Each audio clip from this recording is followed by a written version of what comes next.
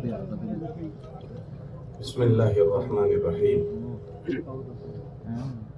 نحمده ونصلي على رسوله الكريم اما بعد فاعوذ باللہ من السمیع العلیم من الشیطان الرجیم بسم اللہ الرحمن الرحیم والمؤمنون والمؤمنات بعضهم اولیاء بعض یأمرون بالمعروف وینهون عن المنکر وقال علیہ الصلاۃ والتسلیم طوبى لعبد جعله الله مفتاحا للخير ومغلاقا للشر او كما قال علیہ الصلاۃ والتسلیم۔ میرے عزیزوں، بھائیوں، دوستوں اور بزرگوں، 2 دن سے ہمارا اجتماع چل رہا ہے اور مختلف مجلسوں میں ہم سب کے سامنے ایک بہت اہم اور ضروری بات کا مذاکرہ تسلسل سے ہو رہا ہے۔ یہ ہمارے اجتماع کی آخری مجلس ہے، اسی میں انشاءاللہ دعا بھی ہو جائے گی۔ اس میں وہ مبارکباد جس کا 2 دن سے مبارک چیز کا جو تذکرہ ہو رہا تھا، اس چیز کو سیکھنے کے لیے ایک بہت بڑا مجمع اللہ کے راستے میں جا رہا ہے۔ ان اللہ کے راستے میں جانے والوں کا اللہ کے راستے میں جانا کام کا ہو جائے، اور ایک بہت بڑا مجمع ابھی نہیں جا رہا، انہوں نے بعد میں جانے کے عزائم کیے ہیں، تو تب تک وہ ان اعمال کے ساتھ، ان فکروں کے ساتھ اپنی زندگی گزارے، اور جس وقت ان کے جانے کا موقع آئے وہ ان اعمال کے ساتھ، ان اعمال کو سیکھنے کے عزائم کرتے ہوئے اپنا وقت گزارے، اس کی فکروں کے ساتھ ہماری واپسی ہو۔ اس کا ابھی مذاکرہ کیا جا رہا ہے، اس لیے کہ یہ جو امور ہیں وہ ایسے ضروری ہے کہ اس کے بغیر چارہ کار نہیں ہے۔ وہ کیا امور ہیں؟ ہر ایمان والے سے متعلق جو 2 دن سے مذاکرے ہو رہے ہیں کہ وہ اپنی زندگی میں اللہ کو راضی کرتے ہوئے زندگی گزارنے والا کیسے بن جائے۔ اس دنیا میں بسنے والے کسی فرد سے یہ بات نہیں کہی جاتی کہ وہ اس دنیا کی مشغولیت کو اختیار نہ کرے اور وہ سنیاسی بن جائے، ایسا نہیں کہا جاتا۔ یہ دنیا اللہ ہی نے بنائی ہے اور اس کی مشغولیتیں بھی اللہ ہی نے بنائی ہے، اس میں اسباب بھی اللہ ہی نے پیدا کیے ہیں، اور ہماری ضرورتوں کا پورا ہونا اللہ پاک نے ان اسباب کے ساتھ جوڑا ہے۔ بھوک لگے گی تو کھانا کھانا پڑے گا، پیاس لگے گی تو پانی پینا پڑے گا، سر چھپانے کے لیے گھر بنانا پڑے گا، کسب معاش کے لیے ذریعے بہانے کے طور پر کسی مشغلے میں مشغول ہونا پڑے گا۔ تو یہ اللہ ہی نے نظام بنایا ہے، تو اس کو چھوڑ کر کوئی زندگی نہیں گزار سکتا۔ تو پھر بات کیا ہے؟ کہ جی بات یہ ہے کہ ہر ایمان والا ان مشغلوں میں اللہ کو ناراض نہ کرے۔ اس لیے ہر مشغلے والے سے متعلق الگ الگ دین ہے۔ مزدور کا دین الگ ہے کہ مزدور اپنی مزدوری میں اللہ کو کیسے راضی کرتے ہوئے مزدوری کرے گا۔ تاجر کا دین الگ ہے کہ تاجر اپنی تجارت میں رہتے ہوئے کیسے اللہ کو راضی کرے گا۔ اگر کوئی بادشاہ ہے تو بادشاہ کے احکامات مستقل الگ ہے، کوئی ملازمت کر رہا ہے تو اس سے متعلق امور ہیں۔ ہر ایک سے یہ بات کہی جا رہی ہے کہ اس میں اپنا رہنا ایسا بناؤ کہ جس کے ذریعے سے تم سے اللہ راضی ہو جائے۔ اللہ کو راضی کرنے کو کیوں کہتے ہیں؟ بات یہ ہے کہ یہ دھرتی اللہ کی ہے۔ جب دھرتی اللہ کی ہے، اللہ قرآن میں فرماتے ہیں کہ اس دھرتی پر ہماری ہی بات چلے گی، کسی کی بات نہیں چلے گی۔ الا لہ الخلق والامر، کہ لوگوں سے کہو کہ لوگ کان کھول کر سنیں کہ یہ دھرتی ہماری ہے، یہ پوری کائنات اللہ کی بنائی ہوئی ہے۔ جب یہ کائنات اللہ کی بنائی ہوئی ہے تو اللہ فرماتے ہیں اس میں بات بھی اللہ ہی کی چلے گی، والامر، بات اللہ ہی کی چلے گی۔ لگانا جیسا اللہ کا چیز۔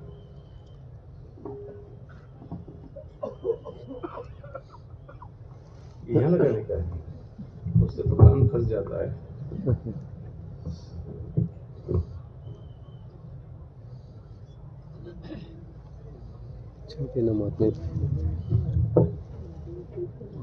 اللہ قرآن میں فرماتے ہیں کہ یہ زمین اللہ کی ہے، یہ ساری مخلوق اللہ ہی نے بنائی ہے، اور فرمایا کہ اس میں جو بات چلے گی وہ اللہ کی چلے گی۔ الا لہ الخلق والامر۔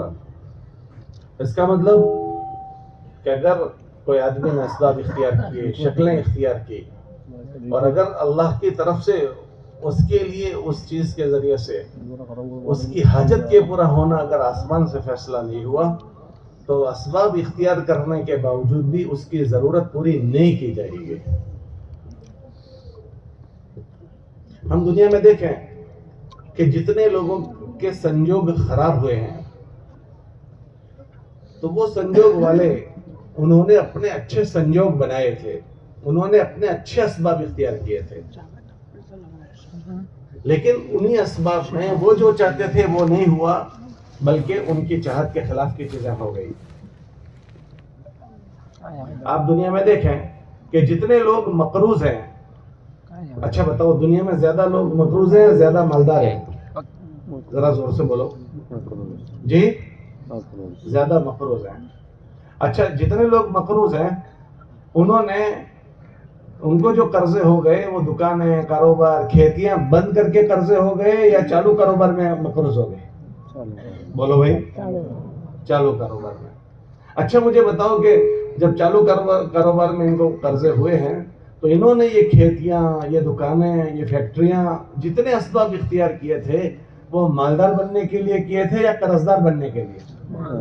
ذرا زور سے بولو، مالدار بننے کے لیے۔ تو اسباب تو اختیار کیے تھے مالدار بننے کے لیے اور ہو گئے قرضدار۔ یہ ساری دنیا کی عقلوں کو چیلنج ہے کہ اب بتاؤ کہ یہ اسباب سارے کا سارے مالدار بننے کے لیے اختیار کیے گئے تھے تو اس سے تو مالدار بننا تھا، یہ قرضدار کیسے بن گیا؟ اگر یہ جیسے چاہتا اس کی تدبیر سے ایسا ہی ہوتا تو ان اسباب کو اختیار کرنے والوں میں سے ایک آدمی بھی مقروض نہ ہوتا، سب مالدار ہو جاتے۔ اچھا بھائی بتاؤ دنیا میں زیادہ تر لوگوں کی اولادیں فرما بردار ہے یا زیادہ نافرمان ہے؟ ذرا زور سے بولو جی، نافرمان ہے۔ اچھا جتنوں کی اولادیں ہیں ان میں سے کتنوں نے اللہ سے دعا کی تھی کہ اللہ مجھے نافرمان اولاد نصیب فرما؟ جی۔ اچھا کتنوں نے ان کی تربیت نافرمان بننے کی تھی؟ کہ جی ایک آدمی نے بھی ان بچوں کے نافرمان بننے کی تربیت نہیں کی۔ اچھا سب کی تربیت ان کو فرما بردار بنانے کی تھی یا نافرمان بنانے کی؟ جی فرما بردار۔ تو فرما بردار بناتے بناتے نافرمان کیسے ہو گئے؟ کہ ہم سب کو یہ بات سمجھاتی ہے کہ ہمارے بچوں کی لگام بھی ہمارے ہاتھ میں نہیں ہے، ہمارا جیون کا نظام ہمارے ہاتھ میں نہیں ہے۔ اگر ہمارے بچوں کی لگام ہمارے ہاتھ میں ہوتی تو ہم نے تو اپنے بچوں کے اچھے نام رکھے تھے۔ جب بیوی امید سے تھی تب ہم لوگوں سے دعا کرواتے تھے، بزرگوں سے کہ بیوی امید سے ہے دعا کر دیں اللہ نے ایک صالح اولاد نصیب فرماوے، اور اچھی اسکول میں پڑھنے بھیجا، اچھے مدرسے میں پڑھنے بھیجا، پھر اس کے بعد ان سارے تربیت کے اچھے اسباب کے بیچ میں وہ نافرمان ہو گیا۔ اللہ قرآن میں فرماتے ہیں کہ یہ ساری مخلوق پر باگڈور ہماری ہے۔ الا لہ الخلق والامر، کہ ساری مخلوق پر باگڈور ہماری ہے، کسی کی نہیں چلے گی، ایک اللہ وحدہ لا شریک لہ کی چلے گی۔ نبیوں کی محنت کے ذریعے سے انسانوں کو یہی باتیں سمجھائی جا رہی ہے کہ یہ ساری کی ساری دنیا جتنی بھی ہے وہ ساری کے ساری خالی برتن کی طرح ہے، یہ ساری مخلوق خالی برتن کی طرح ہے، اس میں اللہ اگر نفع بھریں گے تو اس سے نفع ظاہر ہوگا، اور اگر اللہ اس میں نقصان بھر دیں گے تو اس سے نقصان ظاہر ہوگا. ان برتنوں میں میرے بچے بھی ہیں، اگر اللہ ان میں نفع بھر دیں تو میرے بچوں سے نفع ظاہر ہوں گے. انہی برتنوں میں ہمارا کھیت بھی ہے، ہماری دکانیں بھی ہے، ہمارے سارے اسباب ہیں کہ اگر اللہ اس میں نفع بھر دے تو اس میں سے نفع ظاہر ہوں گے، اور اگر اللہ اس میں نفع نہ بھرے تو پوری فیملی مل کر اس میں نفع نہیں ظاہر کر سکے گی. نبیوں کی محنت کے راستے سے یہ بات سمجھائی جا رہی ہے، اور یہ بات بھی قرآن کے ذریعے سے سمجھائی گئی کہ اللہ ان برتنوں میں نفع کس کے لیے بھرتے ہیں اور ان برتنوں سے نقصان کس کے لیے ظاہر ہوتا ہے. اللہ قرآن میں فرماتے ہیں لوگوں سے کہو کہ جو ان شکلوں میں اللہ کو راضی کرتے ہوئے زندگی گزارے گا ہم ان کو اچھا جینا نصیب کریں گے. من عمل صالحا من ذکر او انثى وهو مؤمن فلنحيينه حیاتا طیبہ، کہ ان شکلوں میں جو اللہ کو راضی کرتے ہوئے جیے گا اللہ فرماتے ہیں اچھا جینا اسے ہی ہم دیں گے. اور ایک جگہ فرمایا جو نہیں سمجھے گا اور انجان بن کر زندگی گزارے گا، اعراض کرتے ہوئے زندگی گزارے گا، اللہ فرماتے ہیں اس کے جینے کو ہم الجھنوں سے بھر دیں گے، اس کے جینے کو ہم اجیرن کر دیں گے. من اعرض عن ذکری فإن له معیشتا ضنکا، کہ جو بات نہیں سمجھے گا کہ اس کی زندگی میں ہم تنگیوں کو بھر دیں گے، اجیرن کر دیں گے. اچھا تنگیاں کہاں سے آئے گی؟ کہ اللہ نے اس کے لیے کوئی اصول نہیں بیان کیا کہ ہم اس کے اوپر یہ سکنجا کسیں گے، یہ سکنجا کسیں گے. جب اللہ کی دھرتی پر اللہ کی نافرمانی ہوتی ہے تو اللہ پاک اپنے لشکروں میں سے کسی لشکر کو مسلط کرتے ہیں. اللہ کے کتنے لشکر ہیں؟ کون سی چیز اللہ کا لشکر ہے؟ اللہ قرآن میں فرماتے ہیں کہ ہمارے بہت لشکر ہیں. للہ جنود، ہمارے بہت لشکر ہیں، اور ہمارے لشکروں کو ہمارے علاوہ کوئی نہیں جانتا. وما یعلم جنود ربک الا ہو، کہ ہمارے لشکروں کو ہمارے علاوہ کوئی جانتا بھی نہیں. جیسے زمین اللہ کا لشکر ہے، جب نافرمانیاں ہوتی ہے تو اللہ زمینوں کو ہلاتے ہیں. امی جان سے پوچھا گیا عائشہ رضی اللہ تعالیٰ عنہ سے کہ زلزلے کب آتے ہیں؟ کہ جب زنا عام ہو جاتا ہے، اللہ کی نافرمانیاں ہوتی ہے، زمینیں ہلتی ہے. آسمان اللہ کا لشکر ہے، آسمان پانی روک لیتا ہے. کہ جب ماپتول میں کمیاں ہوتی ہے تو اللہ آسمانوں سے پانی کو روک لیتا ہے. ہواؤں کے طوفان چلتے ہیں، جب اللہ کی نافرمانیاں ہوتی ہے تو اللہ ہواؤں کو چلاتے ہیں. قوم عاد اور قوم سمود پر اللہ نے ہوا کو چلایا. یہ بڑی بڑی چیزیں ہیں جس کو ہم جانتے ہیں. چھوٹے سے چھوٹی چیز بھی اللہ کا لشکر ہے. چھوٹا سا کھٹمل وہ اللہ کا لشکر ہے. یہ جوئیں جو جسم اور کپڑوں میں پڑتی ہے وہ اللہ کا لشکر ہے. اللہ پاک نے بنی اسرائیل پر ان کو لشکر بنا کر بھیجا. جوؤں کا لشکر، کھٹمل کا لشکر. جیسے بڑی بڑی یہ چیزیں اللہ کے لشکر، ایسے ہی چھوٹی چھوٹی چیزیں بھی اللہ کے لشکر. اور اس کے علاوہ ہمیں جتنی چیزیں نظر آ رہی ہے وہ سب اللہ کے لشکر. ہماری اولادیں اللہ کے لشکر ہیں، ہماری دکانیں اللہ کے لشکر ہیں کہ بجائے مالدار بنانے کے قرضدار بنا دے. ہماری فیملیاں، بھائی بہن، وہ اللہ کے لشکر ہیں. 50 لوگ ایسے ملیں گے کہ جن کی چٹائی سگے بھائی نے لپیٹ دی.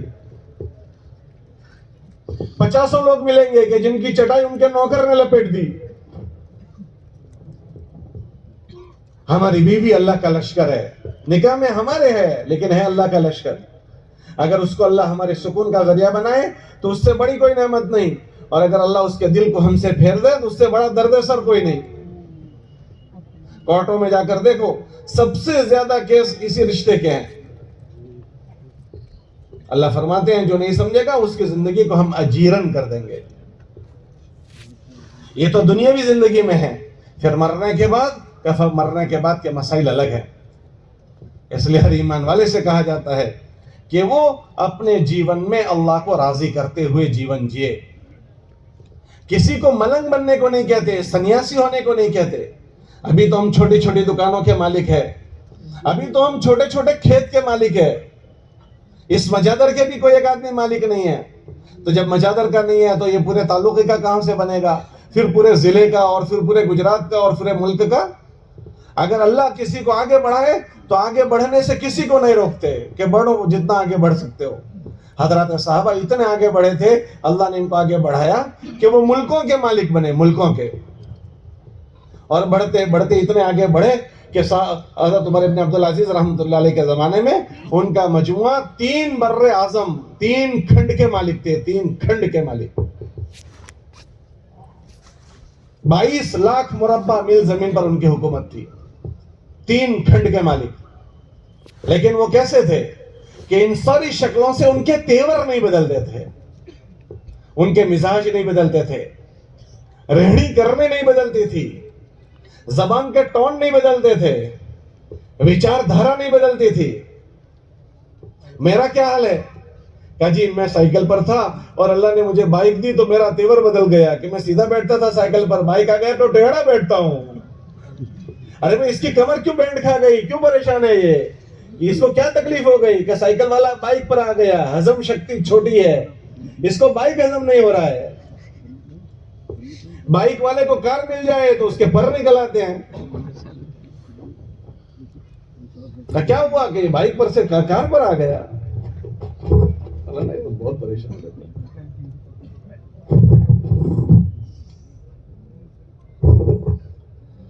یہ بائک والا کار میں آ گیا، کہ ہضم نہیں ہو رہا. اس مبارک محنت کے راستے سے یہ بات سمجھائی جا رہی ہے کہ ہماری ہضم شکتی، اللہ کی نعمتوں کی ہضم شکتی اچھی ہو جائے. اللہ سفید چمڑی دیتے ہیں، وہ ہضم نہیں ہوتی. اللہ خوبصورت آواز دیتے ہیں، اس سے لوگ اللہ کی نافرمانی کرتے ہیں. ہمارا چھوکرا سیدھا چل رہا تھا، 6 دن کے بعد یوں چل رہا ہے. ارے بھائی یہ کیا ہوا اس کو، کہیں 6 دن سے جم جاتا ہے. ابھی تو باڈی بلڈر بنے گا، اتنے میں 6 دن کے بعد یوں چلتا ہے. کہ ہماری ہضم شکتیاں چھوٹی چھوٹی ہو گئی. کہ اس مبارک محنت کے ذریعے سے ہر ایک کو یہ بات سمجھائی جاتی ہے کہ اللہ کی نعمتوں میں راضی رکھ کر جینا ہم سیکھ لیں. اس کے لیے اللہ کے راستوں میں نکل کر ایک خاص ماحول میں لے جا کر اللہ کے یہ انعامات، اللہ کی یہ دہش، اللہ کی یہ عطائیں، یہ اللہ کی طرف سے ہے. یہ ہماری عقل سے نہیں ہے، یہ ہماری بدھی سے نہیں ہے، یہ ہماری وارثائیوں میں نہیں ہے. بہت سارے وارثدار وہ ہیں کہ جو ان نعمتوں سے محروم ہو گئے. کہ ان چیزوں میں ہمیں اللہ کا دھیان آ جائے، اللہ کا استحضار آ جائے. سب سے پہلے ان نعمتوں میں اللہ کا دھیان لانا ہے، اور دوسرا ان نعمتوں میں اللہ کا پابند بن کر جینے کی مشق کرنی ہے. کہ اگر آدمی ٹیواتا نہیں ہے تو کرنا بھی چاہتا ہے، تو ٹیوایا نہیں ہے تو کر نہیں سکتا. اس لیے ایک تو اللہ کے راستوں میں لے جا کر اس مبارک زندگی کو روزانہ گھنٹوں بھر تعلیم میں بیٹھ کر سنائی جاتی ہے. پھر اس کے ساتھ ساتھ روزانہ اللہ کے راستے میں نکل کر 4 مہینوں میں ان چیزوں کی مشق کرواتے ہیں. مشق، ہاں، کہ اللہ کا بندہ بن کر کیسے جینا ہو. اس کے لیے اللہ کے راستوں میں ہر ایک کو جا کر اس زندگی کو سیکھنے کی ترغیب دی جاتی ہے. لوگ اس کو خالی یہ سمجھتے ہیں کہ 4 مہینے اللہ کے راستے میں جانا ہے، چلوں میں اللہ کے راستے میں جانا ہے. یہ چلہ اور 4 مہینہ نکالنا مقصود نہیں ہے. اس چلے اور 4 مہینے کے ذریعے سے ہمارے زندگیوں کا یقین صحیح کرنا مقصود ہے، ہمارے زندگیوں کے جینے کی ترتیبیں صحیح کرنا مقصود ہے. ایک آدمی ایک خاص ماحول میں اپنا ایک وقت گزارے، وہ وقت گزار کر ایک اپنی کیفیت کو بنائے. اور الحمدللہ رات بھی آپ نے بیان میں سنا کہ اللہ کے راستے میں جانے کے بعد آدمی کے جذبات بدلتے ہیں، آدمی کی سوچ بدلتی ہے، آدمی کی فکریں بدلتی ہے، آدمی کے جیون جینے کے طریقے بدلتے ہیں. ہزاروں لوگوں نے اللہ کے راستوں میں جا کر اپنے جیون جینے کے طریقے بدل دیے. یہ وہ مبارک چیز سکھائی جا رہی ہے کہ اگر وہ اختیار کی گئی تو اس کے اثرات سب سے پہلے دنیاوی جیون پر پڑیں گے. کیوں کہ ان اسباب میں جس میں ہم مشغول ہیں، اگر اللہ کو راضی کرتے ہوئے جیا جائے گا تو پھر آدمی اس میں اللہ کو ناراض نہیں کرے گا. ورنہ تو آدمی اللہ کی ان نعمتوں سے اللہ کو ناراض کرتا ہے، اور جب اللہ کی نعمتوں سے اللہ کو ناراض کیا جاتا ہے تو پھر ان نعمتوں کی ناقدری ہوتی ہے. پھر ان نعمتوں میں اللہ کی طرف سے زوال اور پڑتی آتی ہے کہ کماتے کماتے کنگال ہو گئے، مالدار ہوتے ہوتے قرضدار ہو گئے. کہ نعمتوں میں پڑتی آئی، کہ جی کیا ہوا کہ ان نعمتوں میں اللہ کو ناراض کیا گیا تھا. اللہ کی دی ہوئی نعمتوں سے اللہ کو ناراض کیا گیا ہے، ان نعمتوں میں رہنا نہیں سیکھا ہے. کئی بات سمجھائی جا رہی ہے کہ ایک آدمی ان نعمتوں میں کیسے رہنا اس کو سیکھے. اور یہ ایک ایک ایمان والے کی ضرورت ہے، مردوں کی بھی ضرورت ہے، عورتوں کی بھی ضرورت کی چیز ہے۔ اس لیے جو اللہ کے راستے میں جا رہے ہیں ان کو بھی یہ زندگی سیکھنی ہے، اور جو اللہ کے راستے میں نہیں جا رہے ہیں یہ ان کی بھی ضرورت کی چیز ہے۔ سمجھداری یہ ہے کہ جلدی سے جلدی اپنی ترتیبیں بنا کر ہم اس مبارک زندگیوں کو سیکھنے کے لیے جائیں۔ اس اللہ کے راستے میں جانے کے ذریعے سے ہمیں کوئی اللہ کو ٹیکا نہیں دینا ہے کہ بھئی چلو تبلیغ کو ٹیکا دے دیں یا اللہ کو ٹیکا دے دیں۔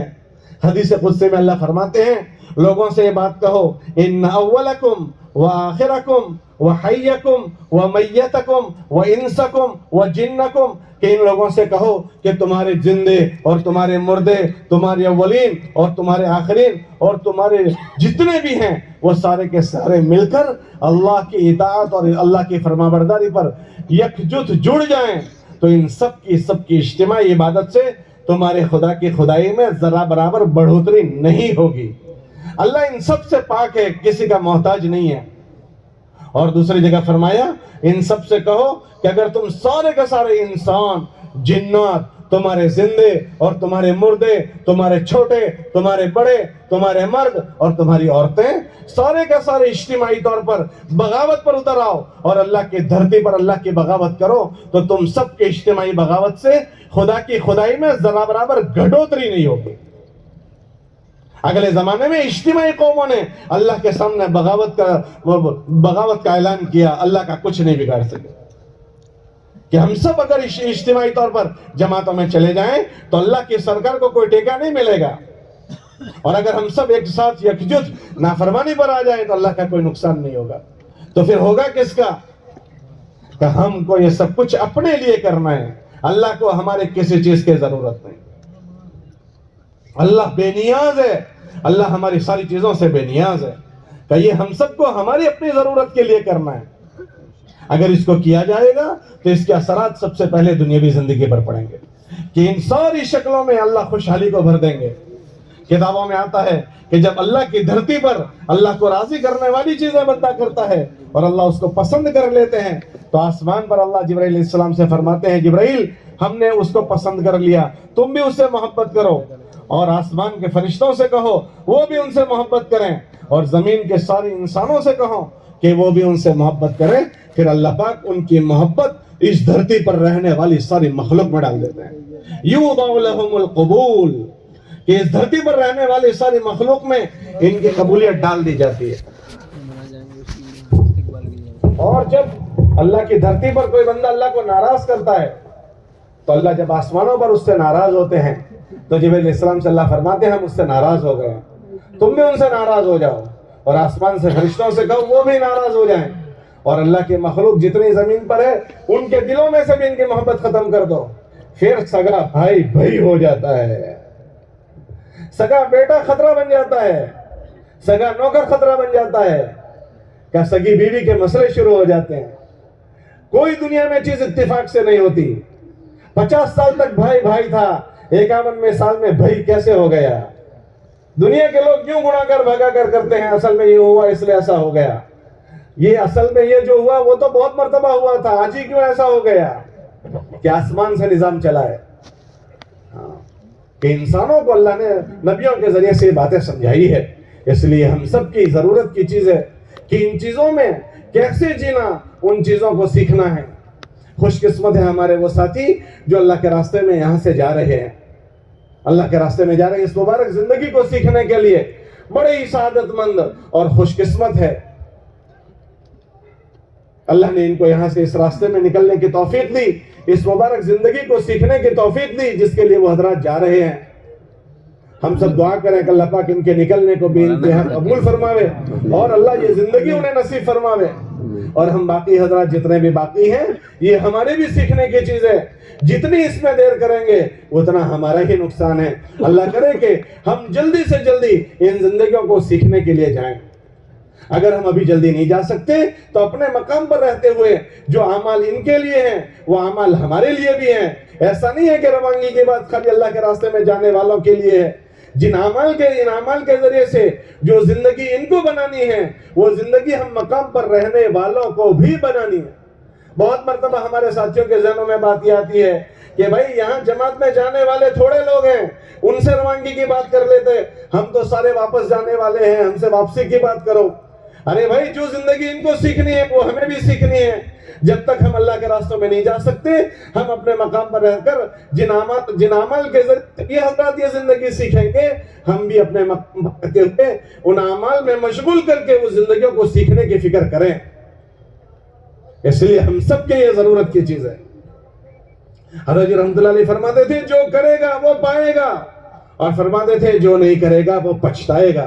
اس لیے ہمارے جانے والے بھی نیت کریں کہ انشاءاللہ اللہ نے جب توفیق دی ہے تو اپنا یہ وقت اتنا اچھا گزاریں گے کہ یہ ایسی اچھی زندگی جینا ہمیں اللہ نصیب کر دے، اور ہمارے واپسی والے بھی اس کو اسی ذہن سے سنیں کہ ہمیں بھی اپنے مقام پر ان اعمال میں مشغول ہو کر اپنے آپ کو اس زندگی پر ڈالنا ہے کہ ہماری زندگیوں میں ہم سے متعلق جو ذمہ داریاں ہیں وہ ذمہ داریوں کے ساتھ ہم جینے والے بنے۔ گھر ایمان والے کے ذمہ کیا ذمہ داری ہے؟ علماء فرماتے ہیں گھر ایمان والے کے ذمہ 3 ذمہ داریاں ہیں جو اس کو سیکھنی ہے۔ کہ کون سی ذمہ داریاں ہیں؟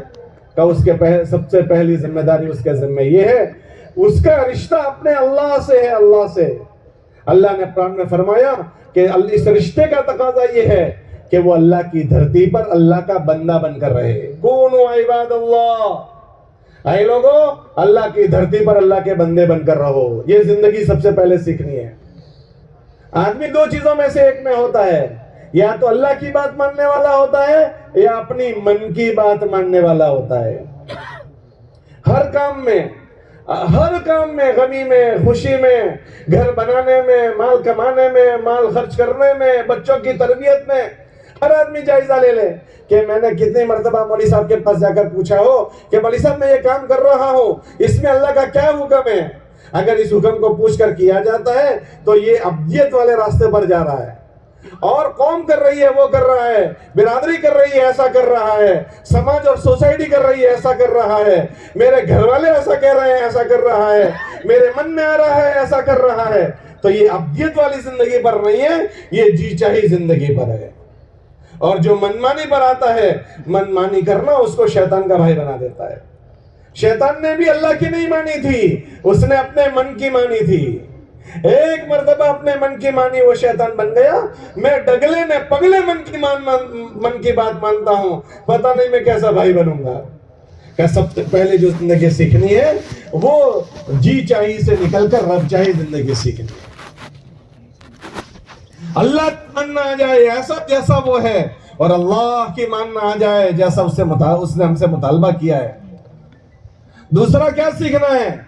کہ دوسری چیز جو ہر ایک کو سیکھنی ہے وہ یہ کہ میرے نبی سے کیا رشتہ ہے، اور اس رشتے کا مجھ سے کیا تقاضا ہے۔ علماء فرماتے ہیں ہمارے نبی سے ہمارے 2 رشتے ہیں۔ کہ پہلا رشتہ ہم نے اپنے نبی کو نبی مانا ہے، کہ نبی ماننے کا تقاضا یہ ہے کہ میں اپنی زندگی کو ہمارے نبی علیہ السلام کی سنتوں والی بناؤ، محمدی بناؤ، محمدی، سر کے بالوں سے لے کر پیر کے ناخن تک میں حضور کا امتی نظر آؤں، محمدی نظر آؤں۔ آج میں پتہ نہیں کس کو راضی کرنے کے لیے پتہ نہیں میں نے کیسا ماڈل بنایا ہے۔ اگر میں نے ماڈل نہیں بنایا تو میں نے محمدی ماڈل نہیں بنایا، کہ میرا ماڈل محمدی ماڈل بنے، کہ میں دور سے نظر آؤں کہ یہ حضور علیہ السلام کا امتی ہے۔ لباسوں سے لوگوں کی پہچان ہوئی، فلاں نظر آ رہا ہے، فلاں نظر آ رہا ہے، فلاں نظر آ رہا ہے۔ یہ ایمان والا محمدی دکھنے لگے۔ کہ ایک تقاضا یہ ہے، اس کی غمی اور خوشی محمد صلی اللہ علیہ وسلم کے طریقوں کے تابع ہو جائے۔ دوسرا ہم نے اپنے نبی کو آخری نبی مانا ہے۔ کہ آخری نبی ماننے کا کیا تقاضا ہے؟ کہ آخری نبی ماننے کا تقاضا یہ ہے، ہمارے نبی علیہ السلام نے فرمایا کہ تم میں سے کوئی آدمی اس وقت تک مومن نہیں ہوگا جب تک کہ اپنے بھائی کے لیے وہ چیز پسند نہ کرے جو اپنے لیے پسند کرتا ہے۔ اللہ کے نبی نے فرمایا کہ میرا کام کیا ہے کہ میں اللہ کے بندوں کو اللہ سے ملانے کی محنت کرتا ہوں، اور یہ کام ہر اس بندے کا ہے جس نے میرا کلمہ پڑھا ہے۔ هذه سبیلی ادعو الی اللہ علی بصیرۃ انا ومن اتبعنی، کہ جس نے بھی میری اتباع کی ہے اس کو یہ کام کرنا ہے۔ یہ تبلیغ کی محنت، لوگوں کی خیر خواہی کی محنت، لوگ جہنم سے نکل کر جنت میں جانے والے بنے وہ محنت، یہ تبلیغی جماعت کی محنت نہیں ہے۔ تبلیغی جماعت کوئی پارٹی نہیں ہے، تبلیغی جماعت کوئی گروپ نہیں ہے، تبلیغی جماعت کوئی فرقہ نہیں ہے۔ ہر کلمہ پڑھنے والا وہ تبلیغی ہے۔ یہ ایک ایک کا کام ہے، یہ ایک ایک کی ذمہ داری ہے۔ یہ الگ بات ہے کہ کوئی نہیں کر رہا ہے۔ یہ ایسا ہی ہے جیسے باپ کے دو چھوکرے ہیں، ایک چھوکرا باپ کی سیوا کرتا ہے اور ایک نہیں کر رہا ہے۔ تو نہیں کر رہا ہے جس کا مطلب یہ نہیں ہوگا کہ اس کے ذمہ نہیں ہے، اس کے ذمہ ہے مگر وہ نہیں کر رہا ہے۔ تو پھر کیا ہوگا کہ اس کی بے برکتی دنیا میں بھی دیکھے گا اور اس کی بے برکتی آخرت میں دیکھے گا۔ ایسے خدا نہ کرے اگر ہم سے ذمہ داریاں نہ پوری ہوئی تو اس کی نحوستیں اور اس کی بے برکتیاں اس دنیا میں ہوگی۔ جیسے رات حضرت نے فرمایا تھا کہ ہمیں جیسے بدلہ ملتا ہے عملوں کا، ایسے اس کی برکتیں بھی ملتی ہے۔ اگر اس کو ادا کیا جاتا ہے تو اس کی برکتیں دنیا میں ملتی ہے اور آخرت میں اس کے بدلے ملیں گے، دنیا میں اس کا بدلہ ملتا ہے۔ رات ذکر کیا تھا کہ ایک پائے اگر اس پر لگ رہی ہے، اللہ قرآن میں فرماتے ہیں جو تمہارا جسم تھکے گا، جو تمہارا مال لگے گا اس کا بدل ملے گا، اور حدیث میں آیا جو جان تھکے گی اس کا بدلہ ملے گا، اور نہیں کرے گا تو کوئی بات نہیں، کل قیامت کے دن سب کھڑے ہوں گے، سب دیکھ لیں گے۔ اس دنیا میں بے برکتی ہوگی اور وہاں اللہ رسوائی سے بچا لے۔ تو دوسری ذمہ داری کہ اللہ کے نبی علیہ السلام کی امت کی ہمدردی کے ساتھ جینا، یہ ایک ایک امتی کا کام ہے۔ اور تیسری ذمہ داری کہ ہمارا ایک رشتہ اپنے دین سے ہے، دین سے، کہ میرے دین سے میرا کیا رشتہ ہے اور یہ رشتہ کیسے ادا کیا جائے گا۔ اللہ قرآن میں فرماتے ہیں کہ تمہارے دین کا رشتہ تمہارے اوپر ہے، اس کا حق یہ ہے، دین کے رشتے کا حق یہ ہے کہ تم اس کے مددگار بنو۔ یا ایھا الذین آمنوا کونوا انصار اللہ، اے ایمان والو تم اللہ کے دین کے مددگار بنو۔ ہم میں سے ہر ایک سے مطالبہ ہے کہ ہم میں ایک ایک آدمی اپنے دین کا مددگار بنے۔ انہی تین باتوں کا قبر میں جواب دینا ہے۔ یہ تین ذمہ داریاں ہیں، انہی تین ذمہ داریوں کا جواب ہمیں قبر میں دینا ہے۔ سب سے پہلے اللہ کا پوچھا جائے گا من ربک کا۔ علماء فرماتے ہیں اگر اس کے تقاضے کو سمجھ کر اس کے مطابق زندگی گزاری تو جواب دے سکیں گے۔ دوسرا حضور علیہ السلام سے متعلق پوچھا جائے گا، اگر وہ زندگی سیکھی اور اس کو ادا کیا تو اس کا جواب دے سکیں گے۔ اور تیسرا ہمارے دین کا پوچھا جائے گا، اگر اس کے تقاضوں کو سیکھا سمجھا اس کے مطابق زندگی گزاری تو اس کا جواب دینا آسان ہوگا۔ یہ ہر آدمی کو سیکھنے کی چیزیں ہیں۔ خوش قسمت ہے ہمارے وہ ساتھی جو اللہ کے راستے میں ان چیزوں کو سیکھنے جا رہے ہیں۔ اس لیے ہم ان سے گزارش کریں گے کہ آپ حضرات اللہ کے راستے میں جا رہے ہیں، اس لیے آپ نیت بناؤ، آپ اللہ کے راستے میں جانے والے اس کی نیت بناؤ۔ ہم کیوں جا رہے ہیں؟ ہم خالی 4 مہینے کے لیے نہیں جا رہے ہیں، ان ذمہ داریوں والی زندگیوں کو سیکھنے کے لیے جا رہے ہیں۔ ہم سے اللہ راضی ہو جائے اس کے لیے جا رہے ہیں، اور اللہ جو راضی ہوتے ہیں وہ ذمہ داریوں والی زندگی جینے سے اللہ راضی ہوتے ہیں۔ تو ہم اللہ کے راستے میں نکل کر کیا سیکھیں گے؟ کہ ہم دین والی زندگی سیکھیں گے، ہم دین کی محنت سیکھیں گے۔ اس لیے آپ حضرات سے گزارش ہے کہ سارا کا سارا مجمع جو اللہ کے راستے میں جا رہا ہے وہ اس کی نیت کریں کہ انشاءاللہ ہم اس نیت سے اللہ کے راستے کا سفر کریں گے۔ بھائی سب نیت کرتے ہو؟ اللہ ہم سب کو اس کے توفیق میں قبول فرماوے۔ تو یہ زندگی کی اگر تم نیت کر کے نکلو گے تو آپ کو اللہ آپ کے نیت کے مطابق انشاءاللہ اللہ پاک یہ چیز دے دیں گے۔ جب اس نیت کے ساتھ آپ جاؤ گے تو کیسے جاؤ گے؟ جب اس نیت کے ساتھ جاؤ گے تو سب سے پہلی بات یہ ہے کہ ہم اپنی چیز کے لیے جا رہے ہیں، اپنی زندگی میں اس چیزوں کو سیکھنے کے لیے جا رہے ہیں، تو ہم یہ سفر اپنی جان اور اپنے مال سے کریں گے۔ ہم کرائے کے ٹٹو بن کر نہیں جائیں گے کہ بھئی مال کسی کا ہو جان کسی کو ہو، ایسے نہیں جائیں گے۔ جان بھی ہماری واپریں گے اور مال بھی ہمارا واپریں گے، کیونکہ ہم اپنے لیے جا رہے ہیں، ہم اپنے لیے جا رہے ہیں۔ اللہ کے نبی علیہ السلام نے پہلا سفر کیا مکے سے مدینے کی ہجرت کا اپنی جان اور اپنے مال سے کیا۔ ہاں اگر ہمارے پاس نہیں ہے ہم قرضہ لے سکتے ہیں۔ ہمارے نبی علیہ السلام نے قرضہ لیا تھا، قرضہ لیا، سفر میں قرضہ لیا، واپسی میں مسجد بنانے کے موقع پر قرضہ لیا، لیکن قرضہ اس ذہن سے نہیں کہ ابھی قرض ہنسنا لو اور پھر مانگے تو ہنسنے لگو۔ بدترین موت وہ ہے کہ لوگوں کے قرضے کھا کھا کر مر جائے۔ بہت برا آدمی ہے وہ جو لوگوں کا ماتھے پر دیوا چڑھا کر مر جائے۔ اللہ کے نبی علیہ السلام کے زمانے میں جب کسی کی موت ہوتی تھی تو اللہ کے نبی علیہ السلام پوچھتے تھے کہ یہ کسی کے پیسے تو اپنے ماتھے پر لے کر نہیں مرانا، اگر پتہ چلتا کہ کسی کا قرضے لے کر مرا ہے تو اللہ کے نبی علیہ السلام فرماتے تھے اس کا قرضہ پہلے میں ادا کروں گا پھر نماز پڑھیں گے. اور اگر اللہ کے نبی علیہ السلام کے پاس نہ ہوتا تو اللہ کے نبی علیہ السلام صحابہ سے فرماتے تھے ہے کوئی جو اس کا قرضہ ادا کر دے. اگر کوئی ادا کرتا تو اللہ کے نبی علیہ السلام اس کی نماز جنازہ پڑھتے تھے, ورنہ اللہ کے نبی علیہ السلام اس کی نماز جنازہ نہیں پڑھتے تھے. لوگوں سے کہتے تھے جاؤ تم ہی نماز پڑھ لو. ہم کوشش کریں زندگی میں کسی کا 54 58 بھی ہمارے ماتھے پر نہ آئے, ہم کسی کے قرضے باقی رکھ کر نہ مریں. ہاں, جب مال سے محبت ہو جاتی ہے تو لوگوں کے پیسے لوٹانا مشکل ہے, میراث کے مال دینا مشکل ہے, اور اگر یہ چیزیں حرام کے پیٹ میں چلی گئی تو یہ حرام کا مال کل قیامت کے دن انگارے بنے گا, انگارے. اور ایسے لوگ جن کے پیٹ میں حرام کا مال جاتا ہے ان کی اللہ کے وقت قیمت باقی نہیں رہتی, ان کی عبادتیں سر سے اوپر نہیں جاتی. اگر وہ بیت اللہ میں چلے جائیں اور بیت اللہ کا پردہ پکڑ کر دعائیں کریں تو بھی ان کی دعائیں قبول نہیں ہوتی. اس لیے ہزار کوشش کریں کہ ہمارے پاس حرام کا نہ آئے, ہزار کوشش کریں کہ ہم پر کسی کے حقوق باقی نہ رہ جائیں. اس لیے اپنی جان و مال کے ساتھ جانا ہے. تیسری بات, پابند بننے کی نیت سے جانا ہے کہ ہم پابند بنیں گے. اسی لیے جب آپ اللہ کے راستے میں جائیں گے تو آپ حضرات کو ذمہ دار ایک جماعت کے ساتھ جوڑ دیں گے, اور آپ کو جماعت کے ساتھ جوڑ دیں گے, اور آپ کی جماعت کے اوپر ایک ذمہ دار طے کیا جائے گا. پورا سفر اس ذمہ دار کی بات مان کر سفر کرنا ہے. کیوں؟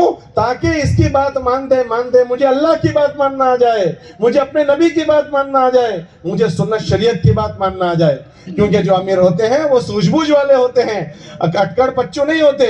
وہ دین کی بات کریں گے آپ سے, اللہ کا دین زندگی میں آئے اور دین والی زندگی بنے اس کی رہبری کریں گے, تو ان کا پابند بننا ہے.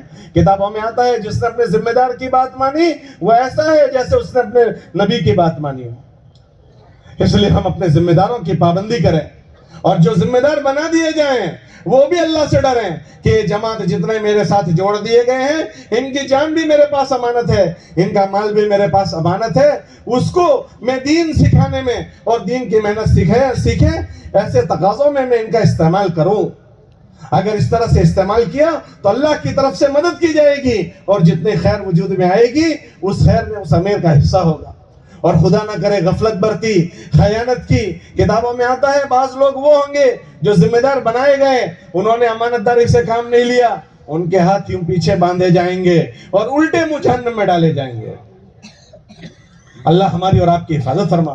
اس لیے ہمیں پابند بن کر جانا ہے, اور ہمیں اپنے اس سفر کی شروعات کرنے سے پہلے ہم اپنے جان مال کے ساتھ جائیں گے تو اپنی جتنی ضرورت کی چیزیں ہیں یہیں سے ساتھ لے لیں, انفرادی ضرورت کی چیزیں بھی اور اجتماعی ضرورت کی چیزیں بھی, تاکہ پورے سفر میں ہمیں کسی سے کسی چیز کا سوال نہ کرنا پڑے. جب جماعت تیار ہو جائے, اب آپ کی روانگی کی بات اور بھی ہوگی, ابھی بھی ہو رہی ہے, ابھی اجمالی ہوگی, بعد میں تفصیل سے ہوگی.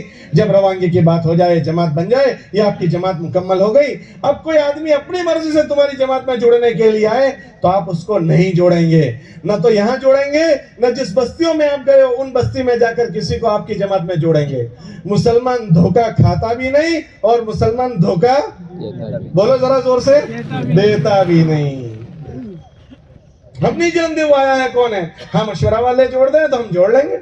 یہ آپ کی جماعت مکمل ہو گئی, پھر اب آپ سفر کرو گے, مسجد سے نکلو گے, وہیں سے کوشش کرو کہ ہم دین سیکھنے جا رہے ہیں تو اب یہیں سے دین پر چلنے کی مشق کے ساتھ سفر کرنا ہے کہ سنت طریقے پر مسجد سے ہم نکلیں, اور جب راستے پر چلیں تو راستوں پر سنت طریقے پر چلتے ہوئے جائیں.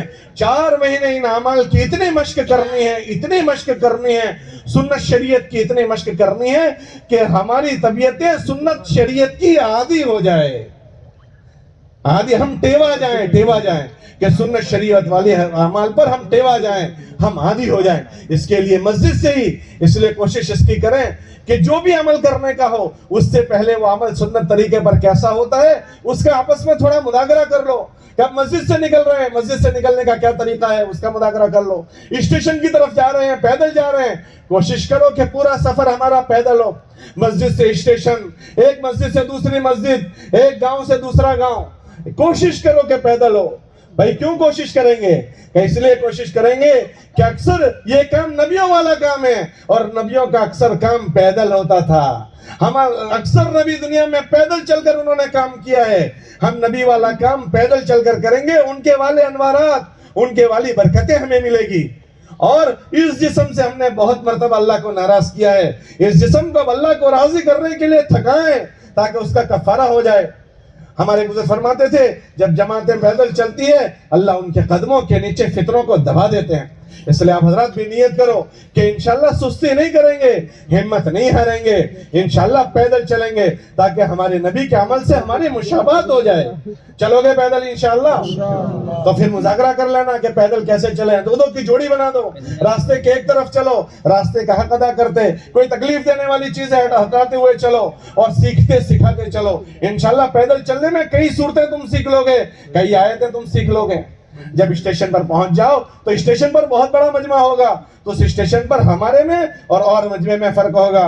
ہم کون ہیں کہ ہم اللہ کے دین کے نمائندے ہیں, ہم اللہ کے دین کے ترجمان ہیں. ہمارے اور ان کی زندگی میں فرق ہے. دنیا میں اسٹیشنوں پر لوگ اچھل کود کرتے ہیں, ہم ہماری زندگی سے بھی بتائیں گے کہ دین ایسا ہوتا ہے. ہم اپنے سامان کو ایک طرف دیکھ لیں, اگر ٹرین نہیں آئی ہے تو, اور اپنے معمولات پورے کر لیں, تسبیحات وغیرہ پورے کر لیں, سامان بیچ میں رکھ دیں, آس پاس ہم سب بیٹھ جائیں. ہم اپنے سامان کے بھی حفاظت کریں, اپنے ایمان کی بھی حفاظت کریں. اور جب ٹرین آئے تو پہلے سے معلوم کر لو کس کو کون سے سیٹ پر بیٹھنا ہے, سکون سے اپنی سیٹوں پر جا کر بیٹھ جاؤ. پہلے سے معلوم کر لو گے تو ہوا نہیں مچے گا کہ امیر صاحب مجھے کون سے سیٹ پر بیٹھنا ہے. جب ٹرین چلنا شروع ہو تو ٹرین سب اپنا سامان خود ہی لیں, اپنے خدمت خود کرنی ہے, اپنا سامان خود اٹھانا ہے. اگر دوسرے کے بھروسے پر چھوڑو گے وہ ٹرین میں ہوگا اور تمہارا سامان اسٹیشن پر ہوگا. اس لیے ہر ساتھی اپنا سامان خود اٹھائے. جب ٹرین میں بیٹھ گئے تو ٹرین میں بیٹھنے کے بعد کوشش کرو کہ آپس میں مشورہ کر لو کہ ہمارا یہ سفر 24 گھنٹے کا ہے, 25 گھنٹے کا ہے, ہم کب نمازیں پڑھیں گے, ہمارے پاس وقت ہے, ہم تھوڑا سیکھنے سکھانے کا عمل کریں گے, کچھ تھوڑی تعلیم کر لیں گے. اگر ٹرین میں کوئی مسلمان ایمان والے ہیں ان کی ملاقات کریں گے, اس کو آپس میں تھوڑا سوچ لو, ان اعمال کو کرتے ہوئے سفر کرو. جب بستی میں پہنچو تو بستی کے دین کا مذاکرہ کرو کہ بستی میں کیسے داخل ہونے کا. ہمارے نبی علیہ السلام کی بات کا مفہوم ہے بستی میں داخل ہو تو مسنون دعاؤں کے ساتھ داخل ہو جاؤ. اللہم بارک لنا فیہا, اللہم اے اللہ اس بستی میں ہم داخل ہو رہے ہیں, اللہ ہمارے لیے تو اس میں برکت ڈال دے. اللہم ارزقنا جناحا, اے اللہ اس بستی میں ہمارے لیے حلال روزی کا تو انتظام کر دے. تو اللہ سے حلال روزی اس میں مانگے تو اللہ نے انشاءاللہ یہ دعا قبول ہو گئی, ساری منزلیں آسان کر دیں گے. تو مسنون دعاؤں کے ساتھ بستی میں ہم داخل ہوں. جب اسٹیشن پر اتر جائیں تو ہم بہت بڑے کام کے لیے وہاں گئے ہیں. تو بستی میں داخل ہونے سے پہلے جب بستی نظر آئے تو پہلے بستی کی دعا پڑھ لو. جب اسٹیشن پر اترو تو سب ساتھی اپنا سامان دیکھ لیں, خود اتاریں, اور سب سامان دیکھ لیا اس کے بعد اسٹیشن پر بستی میں داخل ہونے سے پہلے مختصر دعا کر لو. کیوں دعا کر لو کہ ہر جماعت کو بستی میں جانے کے بعد 3 کام کرنے ہیں. بولو کتنے کام کرنے ہیں؟ کہ پہلا کام جو بستی میں داخل ہو کر کرنا ہے کہ ہر ساتھی اپنی زندگی میں دین سیکھنے آیا ہے اور دین کی محنت سیکھنے آیا ہے تو اس کو اتنا اچھا وقت گزارنا ہے کہ اس کو دین بھی سیکھنے ملے, دین کی محنت. تو ہر ایک کو ایک اپنے اوپر محنت کرنا ہے. دوسرا ہر ایک کو بستی والوں پر محنت کرنا ہے. بستی والوں پر 2 محنتیں کرنی ہیں. ایک ہر بستی سے نقد جماعت بنانی ہے, ایک ہر بستی میں مسجد وار جماعت بنانی ہے کہ اللہ کے راستے میں لوگ دین سیکھنے بھی جائیں اور باقی جو بستی میں لوگ بچے ہیں وہ بستی والوں کی دینی فکر کریں, اس کی فکر کرنی ہے. یہ تینوں کام ہر بستی میں ہمیں کرنے ہیں. اس کی دعا اللہ سے مانگ لو کہ اللہ اس بستی میں ہم آئے ہیں, اپنی مدد کو تو شامل حال کر دے اور ان کاموں کے کرنے کو تو ہمارے لیے آسان فرما دے. جب بستی میں داخل ہو تو کوشش کرو کہ پیدل جاؤ. پیدل انشاءاللہ تمہارا پیدل چلنا ان بستیوں میں اچھے اثرات چھوڑے گا. ان بازاروں میں اللہ کی نافرمانی سب سے زیادہ ہوتی ہے, بہت زیادہ اللہ کا غیر بولا جاتا ہے. جب تم اللہ کا ذکر کرتے ہوئے وہاں سے گزرو گے تو یہ اس کے انوارات, اس کی برکتیں لوگوں کے دلوں پر اس کا اثر پڑے گا. انشاءاللہ اللہ پاک اس کو لوگوں کے متوجہ ہونے کا ذریعہ کرے گا. اس لیے آپ کوشش کرو کہ آپ بس اسٹیشن سے مسجد پیدل جاؤ. جب مسجد میں پہنچ گئے تو مسجد میں پہنچنے سے پہلے مسجد کا دین سمجھو. مسجدیں جو ہے اللہ کی دھرتی پر سب سے بڑی محترم جگہیں ہیں. ہمارا پورا سفر مسجدوں میں ہوگا, اس لیے مسجد کا دین اچھے سے سمجھیں. ان ساری مسجدوں کا رشتہ بیت اللہ سے ہے. حدیث میں آتا ہے یہ بیت اللہ کی بیٹیاں ہیں. بیت اللہ پر جو رحمتیں نازل ہوتی ہے وہ بیت اللہ سے ہو کر اللہ کے گھر مسجدوں پر آتی ہے. مسجدوں کو پاک رکھنے کا حکم ہے, مسجدوں کو صاف رکھنے کا حکم ہے. ہمارا پورا سفر مسجدوں میں ہوگا, ہم مسجدوں کو پاک رکھیں گے, صاف رکھیں گے. ہمارے نبی علیہ السلام نے فرمایا علامت قیامت میں سے یہ ہے کہ لوگ مسجدوں میں جائیں گے اور مسجدوں کا حق ادا نہیں کریں گے. پوچھا گیا مسجدوں کا کیا حق ہے؟ تو فرمایا کہ 2 رکعت تحیۃ المسجد مسجد کا حق ہے. جب ہم مسجد پہنچے تو اپنے سامان کو نیچے سے صاف کر لیں تاکہ اس بیگ کی کچرا مسجد میں نہ جائیں. مسجد کے ایک کونے میں سامان رکھ دیا, اس کے اوپر چادر ڈال دی, پھر اس کے بعد فوراً وضو کر لو اور 2 رکعت تحیۃ المسجد پڑھ لو. تحیۃ المسجد پڑھنے کے بعد اب ہم کام شروع کریں گے اس بستی میں. اس بستی میں کام شروع کرنے کے لیے فوراً مشورہ شروع کر دو. مشورہ کر لو کہ بھئی یہاں نقد جماعت ہم کیسے بنائیں گے, یہاں مسجد وار جماعت کیسے بنائیں گے, اپنے ساتھیوں میں کیسے, اپنے ساتھیوں کو کیسے مشغول کریں گے, اس کا مشورہ کر لو. کوشش کرو کہ اگر بستی والے بھی آپ کے ساتھ مشورے میں شریک ہو جائیں تو بہت اچھا, اس لیے کہ بستی والوں کے ساتھ مل کر آپ کو کام کرنا ہے. تو جب وہ ساتھ میں شریک ہوں گے تو تم اور وہ ایک وچار کے ہو جاؤ گے. اگر ان کے بغیر تم نے مشورہ کیا تو تمہارا مشورہ الگ ہوگا اور وہ الگ ہوں گے. اس لیے کوشش کرو کہ ان کو اپنے ساتھ بٹھا لو. اگر وہ موجود نہیں ہے تو اپنا مشورہ کر لو. جب ظہر میں وہ آئے تو ان کو اپنا مشورہ بتا دو کہ ہم نے یہ مشورہ کیا ہے, اور ان کو اپنی فکروں میں شریک کر لو. مشورے میں کیا کرنا ہے کہ مشورے میں یہ تینوں چیزیں سوچنی ہیں کہ ہمارے ساتھی دین کیسے سیکھ کر جائیں, ہمارے ساتھی یہاں سے نقد جماعت کیسے بنائیں, یہاں مسجدوار جماعت کیسے بنے. کہ یہ 3 چیزوں کا مشورہ کرنا ہے. اس کے لیے کیا کرو گے؟ ہمارے حضرات فرماتے ہیں اگر جماعت کو 4 چیزوں میں مشغول کرو گے, کہ اگر مشورے میں 4 چیزوں میں اپنے ساتھیوں کو مشغول کرنے کا مشورہ کرو گے تو انشاءاللہ یہ جماعت دین بھی سیکھے گی, یہ جماعت سے نقد جماعت بھی بنے گی, اور یہ جماعت وہاں مسجدوار جماعت بھی بنائے گی. کہ وہ کون سی 4 چیزیں ہیں جس میں مشغول کرنے کو سوچنا ہے؟ ہمارے بزرگ فرماتے ہیں وہ 4 عمل وہ ہیں جو حضور کی مسجد کے اعمال ہیں, کہ اللہ کے نبی علیہ السلام کی مسجد میں ہر آنے والے کو ان 4 عملوں میں مشغول کیا جاتا تھا. کہ سب سے پہلا عمل اس میں جس بات کو آپ کو سوچنا ہے, جس میں اپنے ساتھیوں کو مشغول کرنا ہے, وہ دعوت اللہ ہے. کہ دعوت اللہ, ایک ایک آدمی اللہ کی بڑائی کے بولنے میں مشغول ہوں, اللہ کی عظمت کو بولنے میں مشغول ہوں, اللہ کی عظمت کو سننے میں مشغول ہوں. کہ آج سب کے دلوں میں ان مادوں کا اور دنیا کی چمک دمک اور دنیا کے نقشوں کی عظمت دلوں میں بیٹھی ہوئی ہے. ہمارے نبی علیہ السلام نے 13 سال مکی زندگی میں سب کے دلوں میں اللہ کی عظمت کو بٹھایا ہے. اللہ کی جب عظمت دلوں میں بیٹھ جائے گی اللہ کی بات ماننا آسان ہوگی. اسی لیے سب احکامات جتنے بھی نازل ہوئے وہ مدینے میں نازل ہوئے. مکہ مکرمہ میں ان کے دلوں میں ایمان کو بنانے کی محنت کی گئی, ایمان کو بنانے کی, اللہ کی بڑائی کو بولنا, اللہ کی عظمت کو بولنا, اللہ کی بڑائی کو سننا. کہ اس کو دعوت کہتے ہیں, دعوت اللہ, کہ ہمارے ساتھیوں کو اس میں مشغول کریں. اس کے لیے ہمارے پاس 5 گشت ہے, ان 5 گشتوں کے ذریعے سے ہمارے ساتھیوں کو دعوت اللہ میں مشغول کریں. کہ ہمارے پاس روزانہ بستیوں میں چل پھر کر 5 گشت کرنے ہیں. ان میں پہلا گشت کہ ہم بستیوں میں چل پھر کر ہم عمومی گشت کرتے ہیں. عمومی گشت جیسے ہماری مسجد میں اگر جماعتیں آتی ہے, عصر بعد مغرب بعد گشت کرتی ہے, کہ 10 آدمی کی جماعت بنتی ہے, باہر جا کر عمومی گشت کرتی ہے. ایک متکلم ہوتا ہے, ایک رہبر ہوتا ہے, ایک ذمہ دار ہوتا ہے, کہ اس کے ذریعے سے اللہ کی بڑائی بولنے کا موقع ملتا ہے. ایک گشت اس بستی میں تشکیل کا گشت ہے. تھوڑا پانی دینا. اس بستی میں تشکیل کا گشت ہے. کہ تشکیل کا گشت کیا ہوتا ہے؟ کہ اس بستی سے ہم نقد جماعت بنانے کا ہم نے سوچا ہے. اب ہم تو مسجد میں ہیں اور پبلک گھروں میں ہیں. ہمارے بزرگ فرماتے ہیں 2-2 3 دن کی جماعت بنا کر کوشش یہ کریں کہ ایسی ملاقاتوں کا نظام بنے کہ ان ملاقاتوں کے ذریعے سے ہمارا 2 دن کے قیام میں اور 3 دن کے قیام میں بستی کا ایک گھر نہ چھوٹے, کہ جس گھر میں جا کر ہم نے لوگوں کو اللہ کی پہچان نہ کروائی ہو. اور پھر پورے دین کی بات کریں, 6 نمبروں کی بات کریں, اور اتنا ضروری ایسے بات کریں کہ اس گھر کے مرد بھی سن لیں. اگر اس گھر میں مستورات رہتی ہے تو اس گھر کی مستورات کے کان پر بھی آپ کی بات پڑھیں تو 2 نفع ہوں گے. ایک تو ہمارے ساتھی اس چلت پھرت کے ذریعے سے اللہ کے بول بولنا سیکھیں گے, اور ہمارے دین کی بات کرنے کے ذریعے سے سامنے والے کے دل میں اللہ کے دین کی عظمت آئے گی. پھر جب ہم تشکیل کریں گے 4 مہینے کی, چلے کی, 3 دن کی, تو وہ اپنے اس دین کو سیکھنا ضرورت کی چیز سمجھ کر پھر وہ انشاءاللہ نقد تیار ہوں گے. تو ہمیں سیکھنے ملے گا اور بستی سے نقد جماعت تیار ہو جائے گی.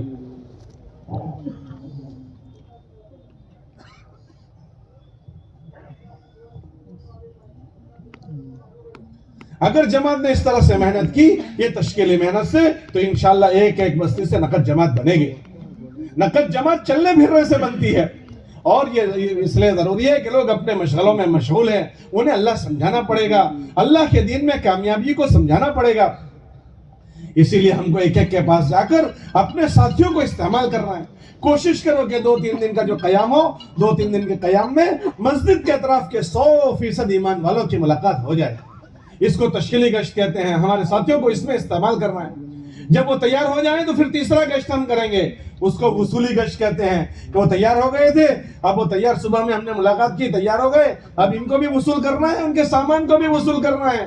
اس میں اللہ کی بڑائی بولنے کا بہت موقع ملتا ہے کہ ہمارے ساتھی بات کرنے کے لیے گئے, اب وہ عذر کر رہا ہے, اب وہ اللہ کی مدد کو سمجھائے گا, اور نبیوں کی مدد کے واقعات سمجھائیں گے, صحابہ کی مدد کے واقعات سمجھائیں گے. تو ہمارے ساتھی کو اللہ کی نصرت کو اور اللہ سے ہونے کو بولنے کا بہت موقع ملے گا. اس لیے پھر ہمارے ساتھی کو ضرور اہتمام سے ہم تشکیلی گشتوں میں استعمال کریں, وصولی گشتوں میں استعمال کریں. تو یہ اس کے ذریعے سے انشاءاللہ اللہ کی عظمت ان کے دلوں میں آئے گی. پھر چوتھا گشت جو ہمیں کرنا ہے وہ تعلیمی گشت کرنا ہے. تعلیمی گشت کا کہ ہماری جب مسجد میں تعلیم ہوتی ہو تو تعلیمی کے موقع پر ایک بہت بڑا مجمع مسجد کے باہر بیٹھا ہوا ہوتا ہے. دکانوں پر نہیں, مکانوں پر نہیں, لوگ باہر فالتو کے فوگٹ کے بیٹھے ہوئے ہیں. ان کو مسجد میں تعلیم کے حلقوں میں لانا تاکہ وہ ایک مبارک ماحول میں آ کر تعلیم کے حلقوں میں بیٹھ کر ان کا دل آخرت کے لیے تیار ہو جائے اور ان کا دل دین کی محنت کے لیے تیار ہو جائے. ان حلقوں میں جوڑنے کے لیے اپنے ساتھیوں کو ان کی ملاقاتوں میں بھیجنا, اس گشت کو تعلیمی گشت کہتے ہیں. جب سے تعلیم شروع ہو تب سے لے کر تعلیم پوری ہو تب تک 2 آدمیوں کی جوڑی بنا کر, کبھی ایک طرف اس طرف, جب وہ جوڑی آ جائے پھر دوسری جوڑی کو اس طرف, پھر تیسری جوڑی کو اس طرف, لگاتار اس طرح ہم گشت کریں. اس کو تعلیمی گشت کہتے ہیں. اس میں اپنے ساتھیوں کا استعمال کریں. اور 5واں گشت جو ہے وہ خصوصی گشت ہے. خصوصی گشت, یہ خصوصی گشت کب کرنا ہے؟ ہمارے بزرگ فرماتے ہیں کہ خصوصی گشت جب تمہارا مشورہ پورا ہو جائے, مشورے کے بعد فوراً کرنا ہے. یہ خصوصی گشت کس پر کرنا ہے؟ ہمارے بزرگ فرماتے ہیں ہر بستی کے 3 طبقوں پر کرنا ہے. ایک اس بستی میں علماء ہیں, ان کے پاس جانا ہے. ایک اس بستی میں تبلیغ کے کام کرنے والے پرانے لوگ ہیں, ان کے پاس جانا ہے. اور ایک اس بستی میں چودھری قسم کے بااثر لوگ ہیں, ان کے پاس جانا ہے. بھائی ان تینوں طبقوں پر کیوں کرنا ہے؟ کہ عام طور سے بستیاں جو ہوتی ہے وہ اپنی چودھریوں کے تابع ہوتی ہے, اپنے بڑوں کے تابع ہوتی ہے. الناس علی دین ملوکہم, لوگ اپنے بڑوں کے تابع ہوتے ہیں. تو جب یہ لوگ ہمارے ساتھ ہو جائیں گے تو ان کے چھوٹے تو ہو ہی جائیں گے. اس لیے ہم ان تینوں کے پاس فوراً مشورے کے بعد جائیں. لیکن مشورے کے بعد ان کے پاس جانے سے پہلے ہمارے بزرگ فرماتے ہیں ہمارا خدمت کرنے والا ساتھی اپنی خدمت کا کام شروع کر دے. کیوں کہ ہم اپنا پکا کر کھائیں گے پورے سفر میں. حضرت مائس رحمۃ اللہ علیہ کے بیان پڑھ رہا تھا, اس میں حضرت نے لکھا بہترین جماعت وہ ہے جو پورے سفر میں اپنا کھانا کھائے, اپنے ہاتھ سے پکا کر کھائے. اور بہترین بستی والے وہ ہیں جو جماعت والوں کو کھانا پکانے نہ دے. بہترین بستی والے وہ ہیں. اور بہترین جماعت والے کون ہیں بولو؟ جو اپنا کھانا خود پکا کر کھائے. تو آپ حضرات اچھی بہترین جماعت بننا کہ 4 مہینے ہمیں ہی کھانا ہے, اپنا پکانا ہے. اب ان خواص کی ملاقات میں جاؤ گے, یہ دعوت دیں گے آپ کو, تو آپ یہ کہہ سکو گے ہمارا تو کھانا پکنا شروع ہو گیا. ورنہ اندر دل میں سوال آئے گا کہ بھئی ابھی کھانا شروع نہیں ہوا, ان کی دعوت قبول کر لیں. اور دل کا سوال حرام ہے, زبان کا سوال بھی حرام, دل کا سوال بھی حرام. اس لیے خدمت والے خدمت شروع کر دیں اور ان تینوں طبقوں کے پاس جا کر ملاقات کرنی ہے. دنیا کے جو بااثر لوگ ہوں ان سے جا کر ہم ان کی دنیا کی برائی نہیں بیان کریں گے. ہم کیا بیان کریں گے؟ ہم یہ کہیں گے کہ اللہ نے آپ کو یہاں کا بڑا بنایا ہے, ماشاءاللہ اللہ نے بااثر بنایا ہے, آپ کے ساتھ ایک بہت بڑا مجموعہ جڑا ہوا ہے. ہم یہ فکر لے کر آئے ہیں, اگر آپ ہمارے ساتھ تشریف لے آتے ہیں یہ کام آسانی سے پورا ہو جائے گا اور اس کا سارا اجر آپ کے نامہ اعمال میں جائے گا. ہم تو یہ چاہتے ہیں اللہ آپ کو یہاں کا بھی بڑا بنا دیں اور اللہ آپ کو آخرت کا بھی بڑا بنا دیں. اگر خیر میں آپ استعمال ہو گئے تو یہ ساری خیر آپ کے حصے میں آئے گی. یہ فضائل سنا کر انہیں اپنے ساتھ لینا ہے. تبلیغ کے جو پرانے ہیں وہ سال ہر سال سے وہاں کام کر رہے ہیں, کچھ بیٹھ بھی گئے ہوں گے, کچھ کمزور بھی ہو گئے ہوں گے. ہمیں ان کی خدمت میں جا کر کیا کہنا ہے کہ ان کی منفی بات نہیں کرنی، ان سے کہنا ہے الحمدللہ ہم بستی میں آئے، ہمیں پتا چلا یہ ساری باغ و بہار، یہ سارا چمن آپ ہی کا بسایا ہوا ہے، ہمیں بڑی خوشی ہوئی، آپ کی محنت سے اتنا کام ہوا ہے، ہم اسی فکروں کو لے کر آئے ہیں۔ اگر آپ تشریف لے آئیں تو ہماری جماعت بھی مسجد میں ہے، آپ بھی تشریف لے آئیں گے، ہم آپس میں بیٹھ کر آگے کا نظام سوچ لیں گے۔ ان کو بڑا بنا کر ہمیں کام لینا ہے، اگر وہ ساتھ ہو گئے ہمارا کام آسان ہو جائے گا۔ اور تیسرا جو ہے وہ علماء کی خدمت میں جانا ہے۔ علماء کی خدمت میں ان کے وقت کی رعایت کے ساتھ جانا ہے۔ وہ دینی کاموں میں مشغول ہوتے ہیں تو ہم کبھی بھی جا کر دروازہ کھٹ کر دیں کہ یہ ٹھیک نہیں ہے، ہم ان کی خدمت میں ان کے وقت کی رعایت کے ساتھ جائیں گے اور ان کی تشکیل کے لیے نہیں جائیں گے۔ ہم اتنا بڑا کام لے کر آئے ہیں، اللہ والوں کی دعاؤں سے ہمارے کام آسان ہوتے ہیں، ان بزرگوں کی دعائیں اگر ہمارے ساتھ ہو گئی ہمارے کام آسان ہو جائیں گے، ہم ان کی خدمت میں دعا کے لیے جائیں گے۔ اگر وہ ہم سے آگے پوچھیں کہ کہاں سے آئے، کیا کر رہے ہو، تو تھوڑی سی کارگزاری سنا دیں اور ان سے دعا کی گزارش کر دیں کہ ہم حضرت یہاں سے آئے ہیں، ہم نقد جماعت بھی بنا رہے ہیں، مسجد اور جماعت بھی بنا رہے ہیں، اب دعا فرما دیں اللہ ہمارے کام کو آسان کر دیں، تو ان کی دعاؤں کی برکت سے ہمارے کام آسان ہو جائیں گے۔ ان کی وقت کی رعایت کے ساتھ ان کی خدمت میں دعا کے لیے حاضر ہونا ہے اور ان کی خدمت میں حاضری کو عبادت یقین کریں۔ یہ علماء نبیوں کے وارث ہیں، دینی کام میں مشغول ہیں، ان کی عبادت کو یقین، ان کی زیارت ہمارے لیے عبادت ہے، اس لیے ان کی رعایت کے ساتھ جانا ہے۔ تو سب سے پہلے مشورے میں اس کو سوچیں کہ ان پانچوں اعمال میں، ان پانچوں گشتوں کے ذریعے سے ہمارے ساتھیوں کو دعوت اللہ میں مشغول کریں، سارے ساتھیوں کو بدل بدل کر سارے ساتھیوں کو ان میں مشغول کریں تاکہ سارے ساتھی ہماری یہ چیزیں سیکھیں۔ مسجد میں صبح سے شام تک مجلسیں ہوں، اس میں بدل بدل کر اپنے ساتھیوں کو استعمال کریں۔ ہمارے ساتھی جھاڑو لگانا بھی سیکھیں اور ممبر سے بات کرنا بھی سیکھیں۔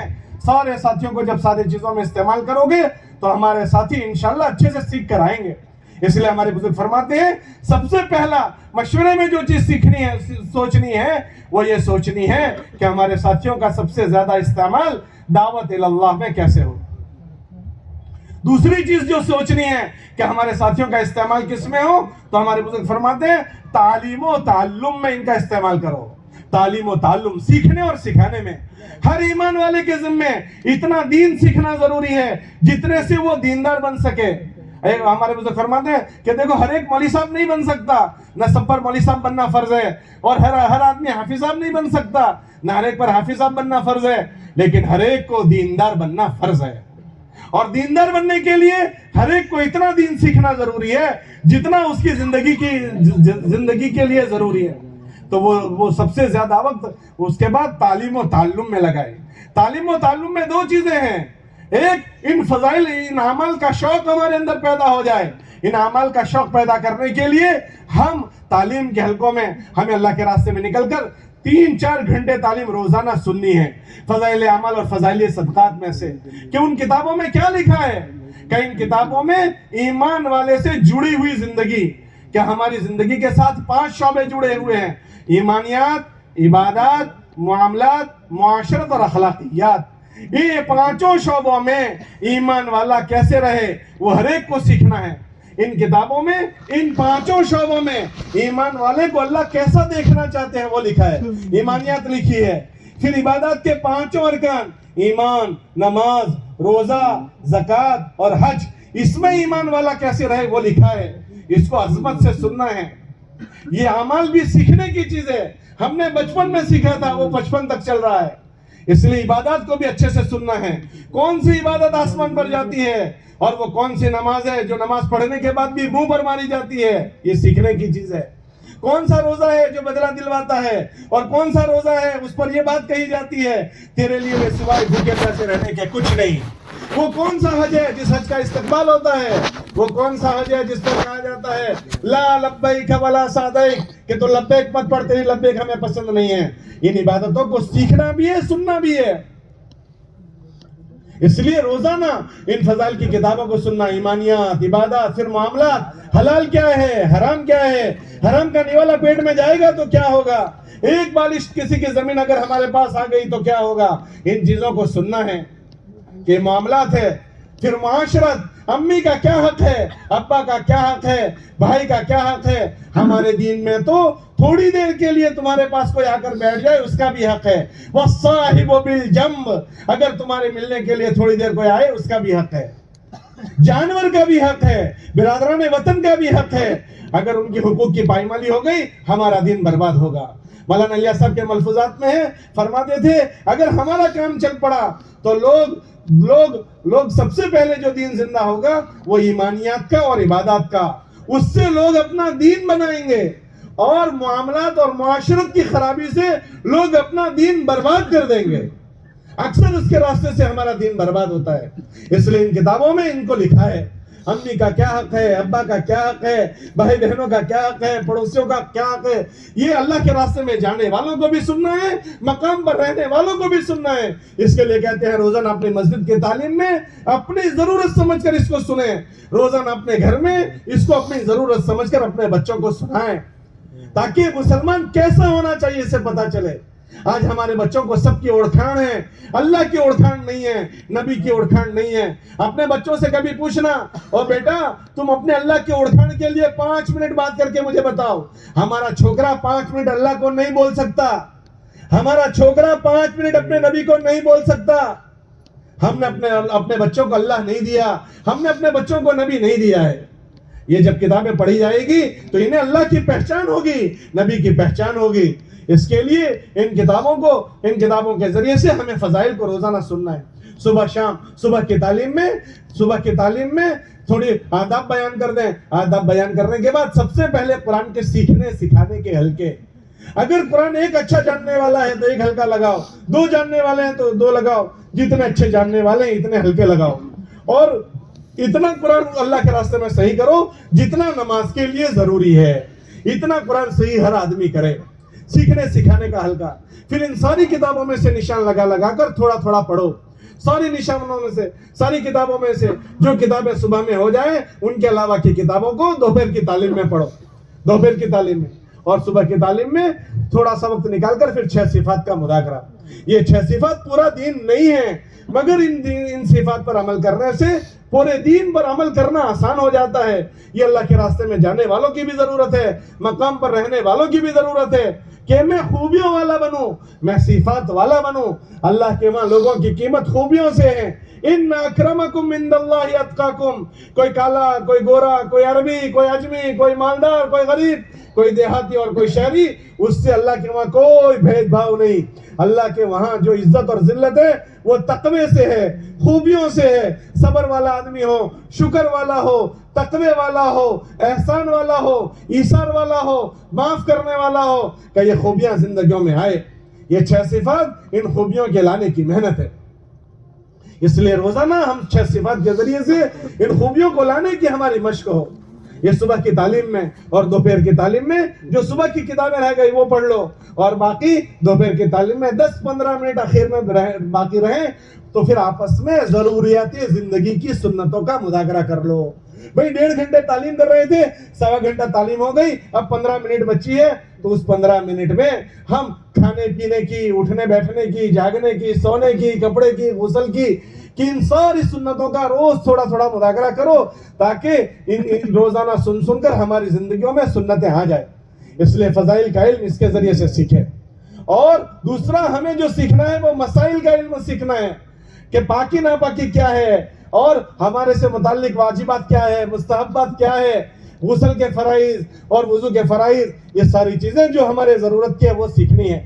اگر ہماری جماعت میں کوئی مولوی صاحب ہیں تو ان کے پاس بیٹھ کر انفرادی میں ہر آدمی اپنی ضرورت کا دین سیکھے, ہر آدمی. اور اگر ہماری جماعت میں کوئی مولوی صاحب نہیں ہے تو تم جن مسجدوں میں جاؤ گے ان مسجدوں میں ماشاءاللہ مولانا صاحب لوگ ہوتے ہیں, تھوڑا وقت نکال کر ان کے پاس بیٹھ جائیں. مولوی صاحب ہم آئے ہیں, ہمیں وضو کے فرائض سکھا دیجئے, ہمیں غسل کے فرائض سکھا دیجئے, ہمیں واجبات سنتیں مستحبات سکھا دیجئے. ان چیزوں کو سیکھنا ہے تو ہمارا دوسرا وقت جو گزرے گا وہ تعلیم و تعلم میں گزرے گا. اس لیے مشورے میں اس کو سوچو کہ ہمارا ساتھیوں کا وقت ان کی تربیت کے لیے بہترین جو چیز ہے وہ تعلیم و تعلم میں گزرے.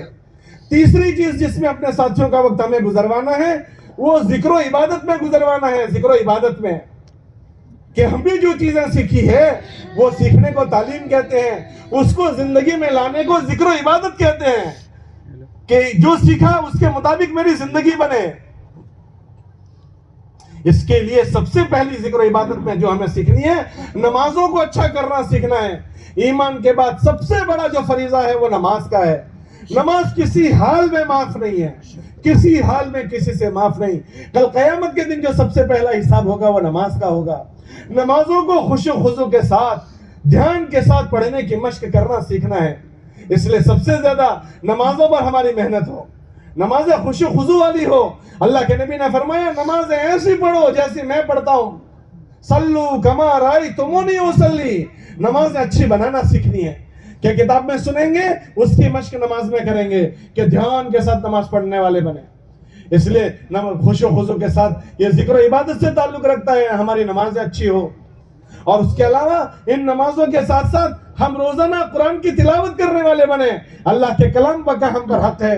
ہمارے بزرگ فرماتے ہیں حافظ قرآن روزانہ 3 پارے پڑھے, غیر حافظ 1 پارہ روزانہ پڑھے, اور جس کو پڑھنا نہیں آتا اتنا وقت قرآن کے سیکھنے میں لگائے. اللہ کا کلام کا ہم پر حق ہے. قیامت کے دن یہ اللہ کا کلام اللہ کے عرش کے نیچے ہوگا, اللہ سے جھگڑا کرے گا, اے اللہ جس نے میرا حق ادا کیا اس کو اپنی رحمت سے جوڑ دے, اور جس نے میرا حق ادا نہیں کیا اس کو اپنی رحمت سے کاٹ دے. ہم پر اللہ کے کلام کا حق ہے. اس لیے روزانہ اللہ کے کلام کو وقت دینا ہے. کلام اگر آتا ہے تو روزانہ 1 پارہ پڑھیں, حافظ قرآن 3 پارے پڑھیں. نہیں آتا تو اتنا وقت اللہ کے کلام کو سیکھنے میں لگائیں. تیسری چیز ذکر و عبادت میں ہم صبح شام کی 3 دن تسبیحات کا اہتمام کریں. تیسرے کلمے کی, درود پاک کی اور استغفار کی. صبح میں 3 تسبیح اور شام کو 3 تسبیح. ہمارے اللہ کا ہم پر حق ہے. اللہ نے ہم کو صبح شام اللہ کا ذکر کرنے کا حکم دیا, تو ہم صبح شام تیسرے کلمے کے ذریعے سے اپنے رب کی تعریف کریں گے. ہمارے نبی کا ہم پر حق ہے. جو جتنا زیادہ اپنے نبی پر درود بھیجے گا کل قیامت کے دن وہ اللہ کے نبی سے اتنا ہی زیادہ قریب ہوگا, اور اللہ کے نبی کی سفارش کا حقدار بنے گا. کم سے کم صبح شام ہم 100 مرتبہ درود پڑھنے والے بنے. اور تیسرا استغفار کرنے والے بنے. ہم سے بہت غلطیاں بھولیں ہوتی ہے, ہم اللہ سے معافی مانگیں صبح شام استغفار کے ذریعے سے. تو دعا تو ہم تیسری چیز جو فکر کریں گے ذکر و عبادت میں, صبح شام کی ہماری تسبیحات پوری ہو جائے. چوتھی چیز جس کو ہمیں دعا ذکر میں ہمیں سیکھنا ہے, مسنون دعاؤں کو سیکھنا ہے. مسنون دعائیں, ہر عمل کرنے کی ہمیں دعا سکھائی ہے. کھانا کھانے کی دعا, کھانے کے بعد کی دعا, سونے کی دعا, اٹھنے کی دعا, یہ اللہ کے شکر کے بول ہیں کہ جب یہ دعائیں پڑھی جاتی ہیں تو اللہ کی اس نعمت کا شکر ہوتا ہے. اس دن جیسے نکلے ہم کہتے ہیں غفرانک الحمدللہ الذی اذھب عنی الأذی. تمام تعریف اس اللہ کے لیے ہے جس نے تکلیف دینے والی چیز میرے پیٹ سے ختم کر دی. اگر وہ نہ نکلتی تو میں پریشان ہو جاتا. کھانا کھانے کے بعد کی دعا ہم پڑھتے ہیں الحمدللہ الذی اطعمنا. تمام تعریف اس اللہ کے لیے جس نے پلایا. پانی پینے کے بعد ہم کہتے ہیں الحمدللہ. تمام تعریف اس اللہ کے لیے جس نے پلایا. جب یہ شکر کیا جاتا ہے تو نعمتوں کی بوچھاڑ ہو جاتی ہے, نعمتیں بڑھتی ہی جاتی ہے. اس لیے ہم ضرور کوشش کریں کہ ہم مسنون دعاؤں کو سیکھیں. اور 5ویں چیز جو دعا ذکر میں ہمیں سیکھنی ہے, وقت نکال کر دعاؤں کو مانگنے کا عادی بننا ہے. ابھی ہم اللہ سے مانگنے کی ہمیں عادت نہیں پڑی ہے. ہم دعائیں نہیں مانگتے, بہت تھوڑی دعا مانگتے ہیں. ارے بھائی دینے والا اللہ ہے, اگر اس سے مانگنے کی عادت نہیں پڑی تو پھر ہمیں لوگوں کی محتاجگی ہوگی. اس سے مانگو جو سب دیتا ہے, مانگو اسی سے جو دے خوشی سے, کہے نہ کسی سے. دنیا کے لوگ تو چائے کی 5 روپے کی پیالی پلاتے ہیں, اور 10 آدمیوں کے بیچ میں بیٹھے ہوں تو آ کر پوچھتے ہیں مولوی صاحب چائے اچھی تھی نا. او بھائی تو فجر کرنے کے لیے پوچھتا ہے بیچ میں کہ میں نے مولوی صاحب کو چائے پلائی. دنیا کے لوگ تو سوارتھی ہے, سوارتھی. ہم ان سے کیا مانگیں گے؟ جو اللہ مانگنے سے خوش ہوتا ہے اس اللہ سے مانگنے کی عادت ڈالے. اس کے لیے تہجد کا اہتمام ہمارا ہو. تہجد میں اللہ پہلے آسمان پر آ کر آواز لگاتے ہیں حل من سائل اعطی, ہے کوئی مانگنے والا جسے میں دے دوں. حل من مستغفر, ہے کوئی معافی چاہنے والا اسے میں معاف کر دوں. हल मिन मुस्तरज़िक़िन, है कोई रोजी चाहने? अल्लाह कह रहे हैं है कोई, अल्लाह पूछ रहे हैं। उस वक्त हम कहें अल्लाह हम मौजूद हैं। इसके लिए हम रातों में उठने का एहतिमाम करें, नफलों का हमारा एहतिमाम, तहज्जुद है, इशराक है, अवाबीन है, चाश्त है, ये नफल नमाजें हैं, इनका हम एहतिमाम करें। हमारे नबी अलैहिस्सलाम इसका एहतिमाम फरमाते थे। एक जगह फरमाया, अगर मुझे अपनी उम्मत पर मशक्कत का खौफ ना होता तो मैं तहज्जुद इन पर लाजिम कर देता। इसलिए इन नफल नमाजों का एहतिमाम हो। तो कोशिश करें कि तीसरा जो वक्त हमारा गुजरेगा अल्लाह के रास्ते में, वो दुआ जिक्र में गुजरेगा। चौथा वक्त जो हमारे साथियों का गुजरेगा, वो गुजरेगा खिदमत में। ये चारों अमाल हुजूर की मस्जिद के अमाल हैं, दावत इल्लल्लाह, तालीम व ताल्लुम, जिक्र व इबादत, और चौथी खिदमत है। खिदमत में क्या वक्त गुजारना है कि हर एक की अपनी जात की खिदमत है। हम पूरे सफर में अपने जात की खिदमत खुद करेंगे, किसी पर बोझ नहीं बनेंगे। हमारे नबी अलैहिस्सलाम अपने जात के काम खुद करते थे, किसी पर बोझ नहीं बनते थे। तो हम अपनी जात की खिदमत खुद करें। दूसरा, अपने साथियों की खिदमत। अगर साथियों में कोई कमजोर है, माजूर है, हम उनका ताउन कर सकते हैं तो हम खिदमत करें। हमारे नबी अलैहिस्सलाम अपनी खिदमत खुद करते थे और कमजोरों का ताउन करते थे। तीसरे, अपने अमीर साहब की खिदमत करेंगे। अमीर साहब की क्या खिदमत करेंगे? सर में तेल डालेंगे, पैर दबाएंगे, कहा ये नहीं करना है, ये बला नहीं शुरू करनी है, पैरों को नहीं दबाना है, सर में तेल नहीं डालना है। ये जरूरतमंद लोगों के लिए होता है, माजूर हजरत के लिए होता है। हमारा जवान 15 साल का, 20 साल का सर में तेल डलवाता है, तो हम उनकी खिदमत, अगर हम अपने जिस्म की खिदमत लेंगे किसी से, तो हमारा जिस्म खराब हो जाएगा, और दूसरे की करेंगे बेचारा वो खराब हो जाएगा। इसलिए ये माहौल जमात में ना बनाएं, जवान एक दूसरे से जिस्म दबवा रहे हैं, ये नहीं होना है। तो अमीर की खिदमत क्या करेंगे? कि जिस अजीम फिक्र को लेकर ये हमारे जमात यहाँ आई है, नकद जमात कैसे बने, मस्जिदवार जमात कैसे बने, उस फिक्रों में अमीर के साथ हम शरीक हो जाएं, उसमें हम उनके हाथ पैर बाजू बने। तो ये अमीर की खिदमत है। हम अमीर को हैरान न करें, जमाई बनकर जमात में न चलें कि जमाई बनकर चल रहे हैं। जैसे जमाई से ससरा डरता है, ऐसे साथी से अमीर सब डरते हैं। हमारे बुजुर्ग फरमाते थे, जमात में ऐसे चलो जैसे तुम अमीर हो, कि जितना बोझ एक अमीर ने लिया है इतना बोझ तुम भी लो। ऐसा नहीं, अमीर जाने उसका काम, उनकी फिक्रों में हम शरीक हो जाएं। ये तीसरी चीज। और चौथी चीज जो खिदमत करनी है, वो बस्ती वालों की करनी है, कि बस्ती वालों के साथ हम ऐसे रहें कि हमारे और बस्ती वालों के बीच में अंतर न बढ़े, अंतर घट जावे। हम ऐसी कोई हरकत मस्जिद में न करें कि उनके दिल में हमारे लिए नफरत आ जाए। ये जमात वाले आए हैं, इन्होंने हमारी मस्जिद गंदी कर दी, हमारा वुजू खाना गंदा कर दिया, हमारा ये वो। बल्कि हमारे बुजुर्ग फरमाते हैं, हम मस्जिद में एहतियात से रहें, लोगों के साथ प्यार मोहब्बत से मिलें। जमात में भी आए और मुंह चढ़ा हुआ है, भाई तुम्हारा मुंह चढ़ा हुआ है, जरा हंसो तो खरे। फ्री में हंसोगे, सदके का सवाब अल्लाह मियां देंगे। अल्लाह ने सदके का सवाब इसीलिए रखा है, अल्लाह मियां के इल्म में है कि बहुत सारे हंसेंगे ही नहीं, पैसे देकर भी हंसते नहीं है, तो हंसता हुआ चेहरा रखें। अल्लाह के नबी अलैहिस्सलाम के मुतालिक आता है कि खुशो खुर्रम रहते थे, हर एक को ये दिल में होता था कि मेरे नबी मुझे सबसे ज्यादा वाल करते हैं, चाहते हैं। अब जमात में लोग आते हैं, मस्जिद में आते हैं और हम बुजुर्ग बनकर बैठे हैं, तो फिर उसकी तश्कील कैसे करेंगे, उसकी नकल तश्कील कैसे करेंगे, उसको जमात में कैसे भेजेंगे? तुम तो हंसने को भी तैयार नहीं हो। तो हम अपने रवैये ऐसे बनाएं कि सब हमसे जुड़ जाएं, हम सबसे जुड़ जाएं। ला खैर फी मन ला यालफ वला युलफ, उसमें कोई भलाई नहीं जो दिल को जीतना न जानता हो, उसमें कोई भलाई नहीं जो जुड़ना न जानता हो। ला खैर फी मन ला यानस वला युनस, जो जुड़ना न जाने उसमें कोई भलाई नहीं। इसलिए हशाश बशाश रहें कि चार अमाल जो है वो नबूवत वाले अमाल है, हुजूर की मस्जिद के अमाल है। कोशिश करें कि हमारी जमातों को इन चार चीजों में हमें मशगूल करना है, दावत में, तालीम व ताल्लुम में, जिक्र व इबादत में और खिदमत में। अगर इन चारों चीजों में मशगूल हुए तो इंशाल्लाह इनकी भी तरबियत होगी, हर बस्ती से नकद जमात भी बनेगी और इंशाल्लाह हर बस्ती में मस्जिदवार जमात भी बनेगी। इसलिए सब नियत करो कि इंशाल्लाह इसमें अपने आप को मशगूल करेंगे, करोगे इंशाल्लाह। और अल्लाह के रास्ते में निकलकर चार चीजों से परहेज करना है, उन चार चीजों को बिल्कुल नहीं करना है। क्या चार चीजें हैं जो नहीं करनी है? क्योंकि हम अपनी इस्लाह के लिए जा रहे हैं, तो वहां कुछ करने की चीजें हैं, कुछ बचने की चीजें हैं। जैसे एक आदमी इलाज के लिए हॉस्पिटल में जाए तो दवाई भी खाता है, परहेज की चीजों से बचता भी है। کہ 4 چیزوں سے بچنا ہے اللہ کے راستے میں. وہ 4 چیزیں کیا ہیں کہ ہم اللہ کے راستے میں جا کر سوال نہیں کریں گے. سوال حرام ہے. اللہ سے سوال کرنے سے اللہ خوش ہوتے ہیں, مخلوق سے سوال کرنے سے اللہ ناراض ہوتے ہیں.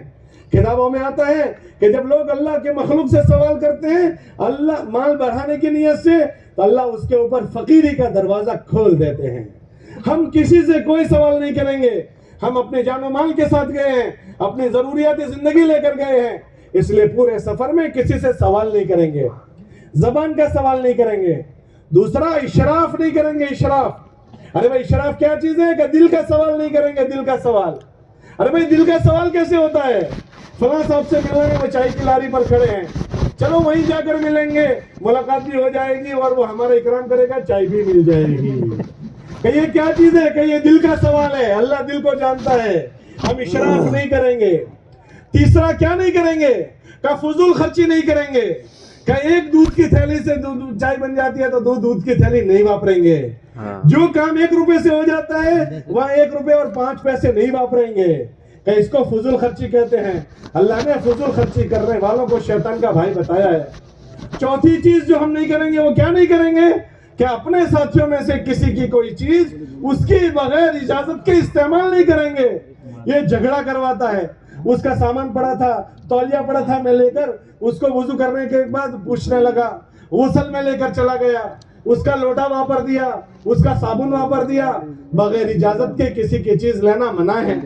سوال کرنا منع ہے, بغیر اجازت کے کسی کی چیز لینا منع ہے. تو اللہ کے راستے میں نکل کر ان 4 چیزوں سے پرہیز کرنا ہے.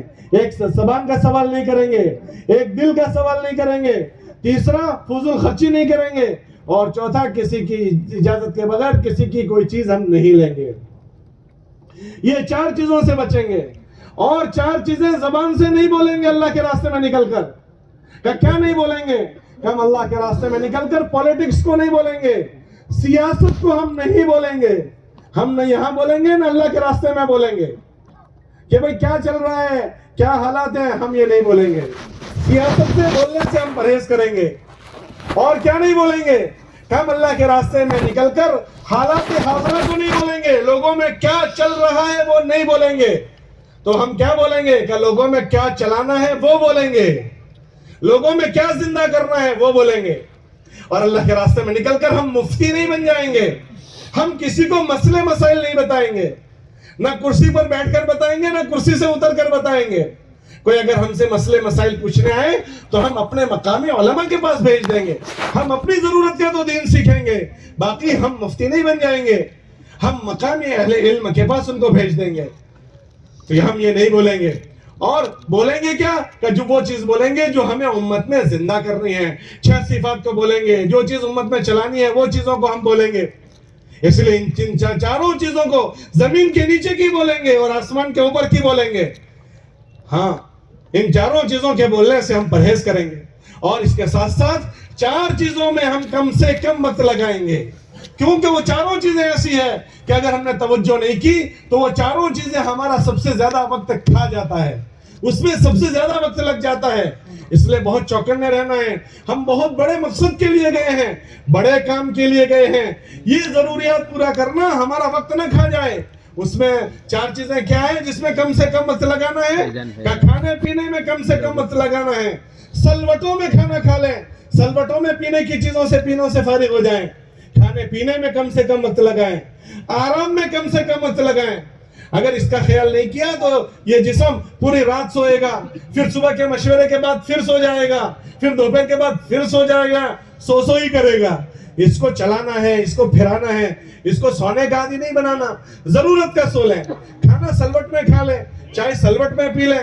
ورنہ چائے کی پہلی پینے بیٹھے تھے, آدھے گھنٹے باتیں شروع ہو گئی تو ٹائم بھی جائے گا, لوگوں کی غیبتیں مسجد میں ہوگی. اس لیے کھانے میں, پینے میں اور آرام میں آپس کی ضرورت کی بات چیت میں آپس کی بات چیت کرنی پڑے گی. تو ضرورت کی بات چیت بقدر ضرورت کر لیں. کسی ضرورت سے مسجد کے باہر جانا پڑے تو باہر کا ماحول گندا ہے, مسجد کا ماحول فرشتوں والا ماحول ہے. جن کی صحبت میں رہتے ہیں ان کا اثر ہوگا. باہر کے ماحول کو برا ماحول کہا گیا کہ بازار سب سے بری جگہ ہے, بازاروں میں نہ جائیں. کسی ضرورت سے جانا پڑے فوراً واپس آ جائیں. अकेले ना जाएं, किसी को साथ में लेकर जा दें। एक अकेला जाएगा, उसके साथ दूसरा शैतान हो जाता है, इसलिए हम अपने साथियों के साथ जाएं। इन अमल को करते हुए अगर हमारा वक्त गुजरा तो इंशाअल्लाह ये निकलना हमारी तरबियत कर देगा। इन अमल को करते हुए, इन अमल से हमें अपने आप को मशगूल करना है। इसको मशवरे में सोचें। इन चीज़ों को सोचते हुए अब जोहर के बाद जब मजमा आए तो इन चीज़ों को अपने मशवरे के साथ, मशवरे की चीज़ों को मकामी साथियों के सामने रखो, तारुफी बात करो, हम कौन हैं, हम क्यों आए हैं और आपसे क्या चाहते हैं। ये उनसे बात मोटी मोटी करो, भाई हम भी आपकी तरह मशगूल लोग हैं, इस मुबारक दीन को सीखने आए हैं और हम ये चाहते हैं कि ये चीजें आपके बस्ती में भी जिंदा हो जाए। अगर आपकी बस्ती में जिंदा हो गई तो आपको क्या नफा होगा, इसको खोल खोल कर बयान करो। अब ये जिंदा होगा आपके नुसरत से, आपके ताउन से, तो हमारा कौन कौन साथ देगा, उसके लिए उनसे नुसरत मांगो। इसके लिए ये जोहर के बाद की बात करके बस्ती वालों को अपनी फिक्रों में शरीक कर लो। असर के बाद अगर गश्त कर रहे हैं तो आधा गश्त करके 10 आदमी कोशिश करो कि 10 आदमियों की जमात बाहर गश्तों के लिए जाए।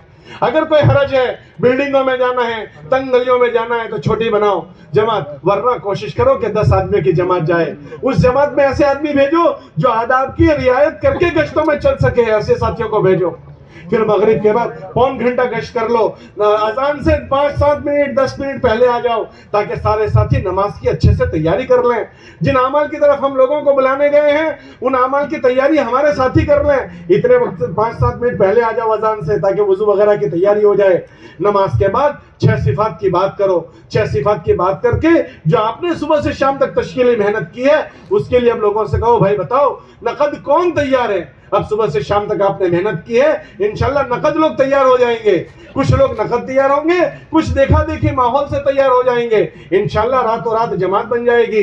इशा के बाद उनकी वसूली करो, रात को अपने पास सुला दो, सुबह उनके रवानगी के बाद जैसे अभी मैं कर रहा हूँ ऐसे पूरा बात समझाकर उनको रवाना कर दो।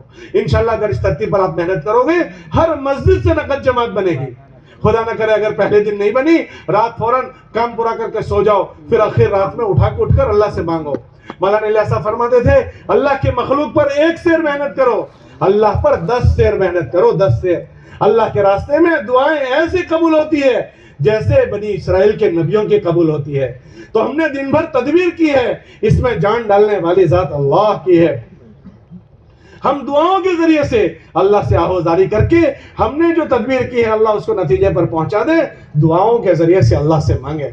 अगर रात को सोना लेट हो गया तो हमारी तहज्जुद हमारे हाथ से चली जाएगी। लैसत तफरीत फिन नौम बल तफरीत फिल यक़ज़ा।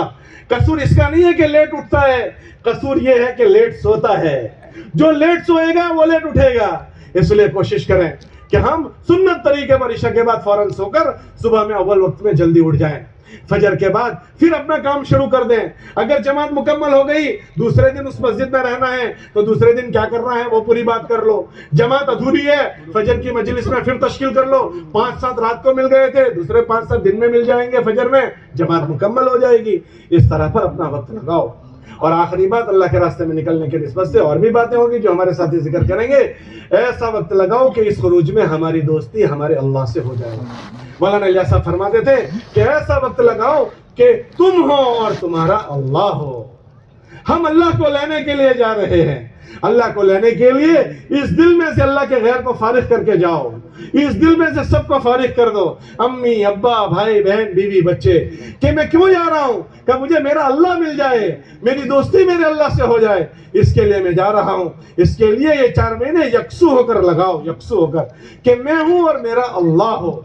ऐसी यकसुई से वक्त लगाओ। इसलिए जितनों को तुम यहाँ छोड़कर जा रहे हो उन सबसे ये कहकर जाना कि इंशाअल्लाह अल्लाह ने जिंदगी रखी तो वापसी में अपनी मुलाकात होगी। इसमें सबसे ज्यादा हमारी यकसुई को खत्म करने वाली जो चीज है आज के माहौल में वो हमारा मोबाइल है। मोबाइल, हमारा मोबाइल हमें यकसू नहीं रहने देता।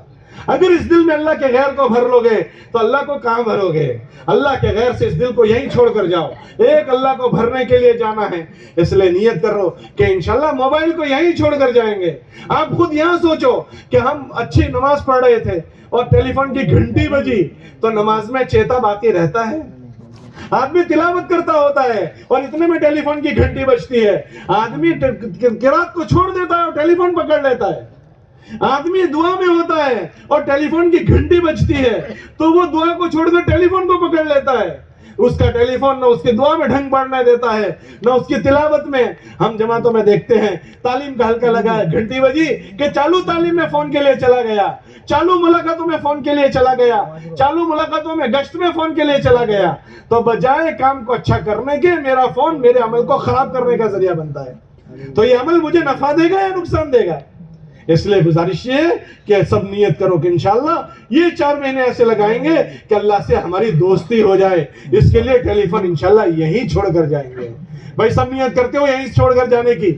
اتنی اچھی آپ نے قربانی دی ہے, 4 مہینے جا رہے ہو. دیکھو شیطان پہلے کوشش یہ کرتا ہے کہ لوگ اللہ کے راستے میں نہ نکلیں, تاکہ نہ تو وہ دین سیکھیں نہ دین کی محنت سیکھیں. اس کی کوشش کرتا ہے. اب دوسرے کے جب نکل گیا تو اب دوسری کوشش یہ کرے گا کہ یہ اچھا وقت نہ لگائیں تاکہ یہ بن کر نہ آئیں. ہمارے بزرگ فرماتے تھے اللہ کے راستے میں نکلنے کا زمانہ کیسا ہے؟ اللہ کے راستے میں نکلنے کا زمانہ ایسا ہے جیسے کوئی چیز کسی بننے کی مشین میں ڈال دی تم نے. اب وہ مشین میں جیسی ڈائی ہوگی, جیسا سانچہ ہوگا, جیسا فرما ہوگا ایسا بنے گا. جیسے ماں کے پیٹ میں بچہ بن رہا ہے, یہ ماں کا پیٹ جیسا ہوگا ایسا بچہ بنے گا. اللہ کے راستے میں نکلنا ایسا ہی ہے, جیسا وقت گزارو گے ایسے بنو گے. حضرت مولانا عشر رحمۃ اللہ علیہ کا بیان پڑھ رہا تھا, اس میں حضرت نے لکھا اس راستے میں لوگ بنتے بھی ہیں اور اس راستے میں لوگ بگڑتے بھی ہیں. فرمایا اس راستے میں اگر کوئی بگڑ گیا تو یہاں کا بگڑا ہوا کہیں بھی صحیح نہیں ہوگا. یہاں لوگ ابھی ہم لوگ کچھ دنوں پہلے جوڑ میں تھے بنگلہ دیش میں, ایک ساتھی آئے کہ میں تیسرے چلے میں ہوں لیکن اس تیسرے چلے میں مجھے کھوٹی عادتوں کی عادت پڑ گئی ہے. پہلے 2 چلوں میں مجھے عادت نہیں تھی, میں یہ بھی کرنے لگا. بھائی کیسے کرنے لگے؟ میں نے موبائل استعمال کیا اللہ کے راستے میں نکل کر, اور میں سگریٹ پیتا بھی ہو گیا اور یہ کرتا بھی ہو گیا. مجھے پوچھنے لگا میں کیا کروں؟ میں نے کہا جس سے شروع ہوا اسی کو چھوڑ دو, پھر اللہ ٹھیک کر دے گا. تو یہاں اگر غلط ساتھی ہو گئے, غلط دوست ہو گئے, غلط چیزیں نہیں چھوٹی تو آدمی موبائل دیکھتے دیکھتے پتہ نہیں کتنے گناہ کرے گا. جس جگہ کی نیکی بڑی اس جگہ کا گناہ بھی بڑا. حرم میں نیکی کرتے ہیں وہاں کی نیکی بڑی, وہاں کا گناہ بھی بڑا. اللہ کے راستے کی نیکیاں بڑی ہے, یہاں گناہ ہوں گے وہ گناہ بھی بڑا. اور موبائل دیکھتے دیکھتے پتہ نہیں کہاں چلے گئے اور رات اسی میں گزر گئی اور صبح میں اٹھنا بھی ختم ہو گیا. اس لیے شیطان کا لقمہ نہیں ورتنا. شیطان کوشش یہ کرتا ہے کہ لوگ پہلے اللہ کے راستے میں نہ نکلے اور نکل گئے تو پھر کوشش کرتا ہے کہ وہ اچھا وقت نہ لگائیں. اس لیے حضرات نیت کرو کہ موبائل یہیں چھوڑ کر جائیں گے اور اچھے سے اچھا وقت لگائیں گے. بھائی اچھا وقت لگاؤ گے؟ کون کون موبائل گھروں پر چھوڑ کر جائیں گے؟ واہ واہ واہ واہ, اللہ توفیق دے, قبول فرمائے. باقی جو حضرات واپسی والے ہیں بھائی ہم بھی آپ سے دعا کی گزارش کرتے ہیں, آپ ہمارے لیے بھی دعا فرمائیں. آپ اللہ کے راستے میں جا رہے ہیں. باقی جو حضرات واپسی میں جا رہے ہیں یہ زندگی ان کو بھی سیکھنے کی چیزیں ہیں. جب تک ہم اللہ کے راستے میں نہیں جا سکتے اپنے مقام پر رہ کر ان اعمال میں مشغول رہیں. اس کے لیے ہماری مسجدوں میں اعمال ہیں. ندامت کے ساتھ, افسوس کے ساتھ رہیں کہ اگر یہ زندگی میں نے نہیں سیکھی تو میں ایسے ہی جیتا رہوں گا اور ایسی دنیا سے چلا گیا, میرے بچوں کو کیا دوں گا, میں خود کیا سیکھوں گا. اس کے لیے جب تک جانا کا موقع نہ ملے, مولانا جائے بتا دینا, جب تک جانے کا موقع نہ ملے تب تک ہم ان اعمال میں اپنی مسجدوں میں جڑیں. اپنی مسجدوں میں گشت ہوتے ہیں, اپنی مسجدوں میں تعلیم ہوتی ہے, اپنی مسجدوں میں مشورہ ہوتا ہے, اس میں ضرورت سمجھ کر جڑیں. وہ سب کام ہوتے رہیں گے. ہم یہ نہ سوچیں کہ ہماری مسجد اور جماعت بیٹھ رہی ہے, مجھے اس وقت فائدہ ہوگا جب میں بیٹھوں گا. یہ زندگی مجھے اس وقت ملے گی جب میں اپنی ذات سے عمل سے شریک ہوں گا. اپنی اولادوں کو اس میں مشغول کریں. ہماری اولادیں ہمارے پاس اللہ کی امانت ہے. اللہ کے نبی علیہ السلام کی بات کا مفہوم ہے ہر آدمی کی اولاد یا تو اس کے لیے جنت ہے یا جہنم. اپنے گھر میں اس کا ماحول بنائیں, اپنی بیویوں کو یہ اعمال سکھائیں, اور جب اللہ موقع دے پھر اس زندگی کو سیکھنے کے لیے 4 مہینے جائیں اور اپنے مقام پر رہتے ہوئے ان اعمال میں مشغول ہوتے ہوئے ہماری نمازیں نہ چھوٹے. سب سے بڑا فریضہ نماز کا ہے. جس کی زندگی سے نماز چھوٹ جاتی ہے وہ اللہ کی ذمہ داری میں سے نکل جاتا ہے. نماز نہ چھوٹیں, ہمارے معاملات پاک صاف کریں, کسی کی چونے اٹھنے ہمارے ذمہ نہ رہیں. یہ سارا ہم یہیں چھوڑ کر جائیں گے. اس دنیا کے حلال کا حساب ہے, اس دنیا کے حرام کا عذاب ہے. اس کی چونی اگر حرام کی آئی ہے اس کا عذاب ہے. اگر کسی کی میراث ہے اس کو واپس لوٹا دیں. اگر حرام کے کمائی کے نقشے اس کو پاک صاف کر لیں. اگر کتابوں میں آتا ہے اس پیٹ میں حرام چلا گیا، ایسا آدمی بیت اللہ چلا جاتا ہے تو بیت اللہ میں جانے کے بعد بھی بیت اللہ کا پردہ پکڑ کر دعائیں کرے تو بھی اس کی دعائیں قبول نہیں ہوتی ہے۔ اگر حرام کا بچوں کو دے کر گئے تو وہ بچے پتہ نہیں اس سے کتنی اللہ کی نافرمانی کریں گے، اور وہ حرام میرے لیے قبر میں انگارے بنے گا انگارے۔ کتابوں میں آتا ہے کسی کی زمین دبائی ہے، جہنم میں اللہ اس کو دکھائیں گے وہ زمین وہاں ہے، جا اس کو تو دے دے لا کر، اللہ اس کو گولا بنا دیں گے، وہ جہنم میں جائے گا اور اس کو اٹھا کر لائے گا، وہ سمجھے گا کہ باہر نکل جائے گی اور ایک دم ہاتھ سے چھوٹ جائے گی، پھر جہنم میں جائے گا، پھر اس کو لینے جائے گا کہ اسی عذاب میں رہے گا، اس کو گلے کا توق بنایا جائے گا۔ اس لیے کسی کی زمینیں نہ دبائیں، میراث تقسیم کر دیں، یہ ہمارا مال نہیں ہے، رشتہ داروں کا ہے، میں حرام پر قبضہ کیا ہوں، اگر میرے باپ نے اپنے بھائی بہنوں کی نہیں دی، میرا باپ ظالم ہے، میرا باپ غاصب ہے اور مجھے غاصب کا مال دیا ہے، میں اس کو اپنے میراث میں تقسیم کر دوں، اپنی وارثائی میں نہ چلاؤں، ہر حق والے کا حق دے دیں، ڈنڈی نہ ماریں، اپنے کمائی کے نقشوں کو پاک صاف کریں۔ اس دنیا کے حلال کا حساب ہے، اس دنیا کے حرام کا عذاب ہے۔ اپنی معاشرت کو ٹھیک کر لیں، صلہ رحمی اللہ نے حکم دیا کہ اللہ تم سے صلہ رحمی کا سوال پوچھے گا۔ اتقوا اللہ الذی تساءلون بہ والارحام، اے لوگو پیٹ کے رشتوں کے معاملے میں اللہ سے ڈرو، اس کا اللہ تم سے سوال پوچھے گا۔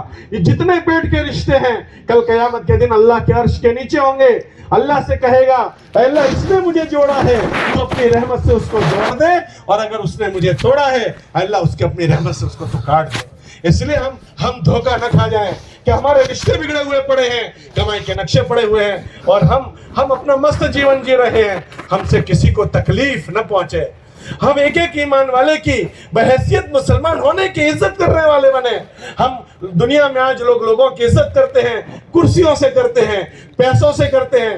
دنیا میں کہوت ہو گئی پیسہ بولتا ہے، اگر باعزت آدمی آ جائے اس کے سامنے تو آدمی جھک جاتا ہے، اور کمزور آدمی ہو تو اس کو آنکھیں دکھاتا ہے کہ یہ محاورہ بن گیا، پیسہ بولتا ہے۔ تو لوگ کرسیوں سے لوگوں کو تولتے ہیں، لوگوں کی عزت پیسوں سے کرتے ہیں۔ ہمارے ایسا فرماتے تھے ہمیں اتنی محنت کرنی ہے کہ ایک ایک مسلمان کی بحیثیت مسلمان ہونے کے ہمیں عزت کرنا آ جائے، ہم کسی کو ہلکا نہ سمجھیں۔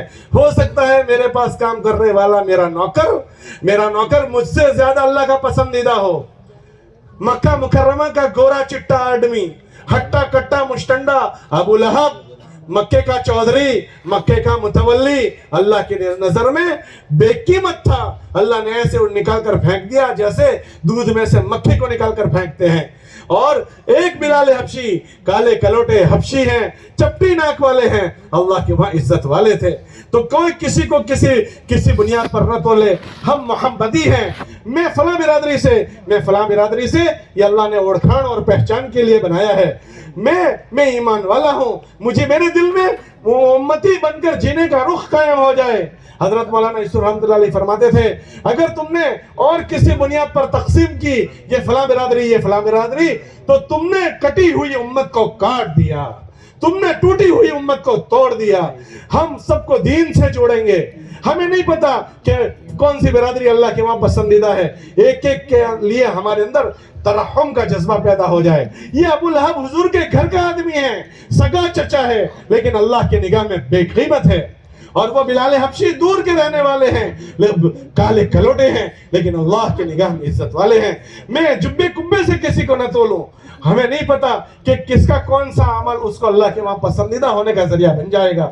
اس لیے ایک ایک ایمان والے کی ہم ہمدردی کریں، ایک ایک کے لیے ہمارے دل میں ترحم کا اور شفقت کا جذبہ آ جائے۔ اور سب سے بڑی شفقت یہ ہے کہ یہ ایمان والا جہنم سے بچ کر جنت میں جانے والا بن جائے، اس کے لیے میری جان لگے، اس کے لیے میرا مال لگے۔ کہ یہ نبیوں کا طریقہ ہے کہ نبی اپنی جان لگاتے ہیں، نبی اپنا مال لگاتے ہیں، جان ہماری لگے، مال ہمارا لگے، جان مال ہماری لگ کر زندگیاں لوگوں کی بنے، یہ نبیوں کا طریقہ ہے۔ آپ کے ابھی دیہاتوں کو دیکھو، کل زون کی جماعتوں کی کارروائی ہو رہی تھی، رونا آتا تھا، اتنا بڑا ہمارا جذب غفیر، اور ابھی ہمارے دیہاتوں میں نماز زندہ نہیں ہے۔ ہمارے دیہاتوں کے لوگ یہ گزارش کرتے ہیں ہمارے بچوں کو کوئی پڑھانے والا مل جائے۔ हम इसकी फिक्र करें, हम उसके लिए चले फिरें। ये इस जिस्म को मर ही जाना है, मरना तो है ही। अगर कुछ करके मरेंगे तो ये हमारा ज़ख़ीरा बनेगा और आखिरत में हमारे लिए नजात का ज़रिया बनेगा।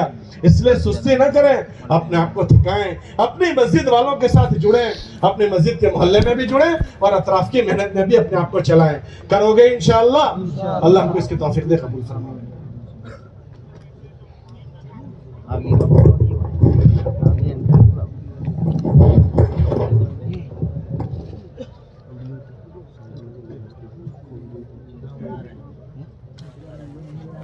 उनके शागिर्द थे क्या, साथ में रहते हैं दोनों? उनके शेख से शेख अच्छा,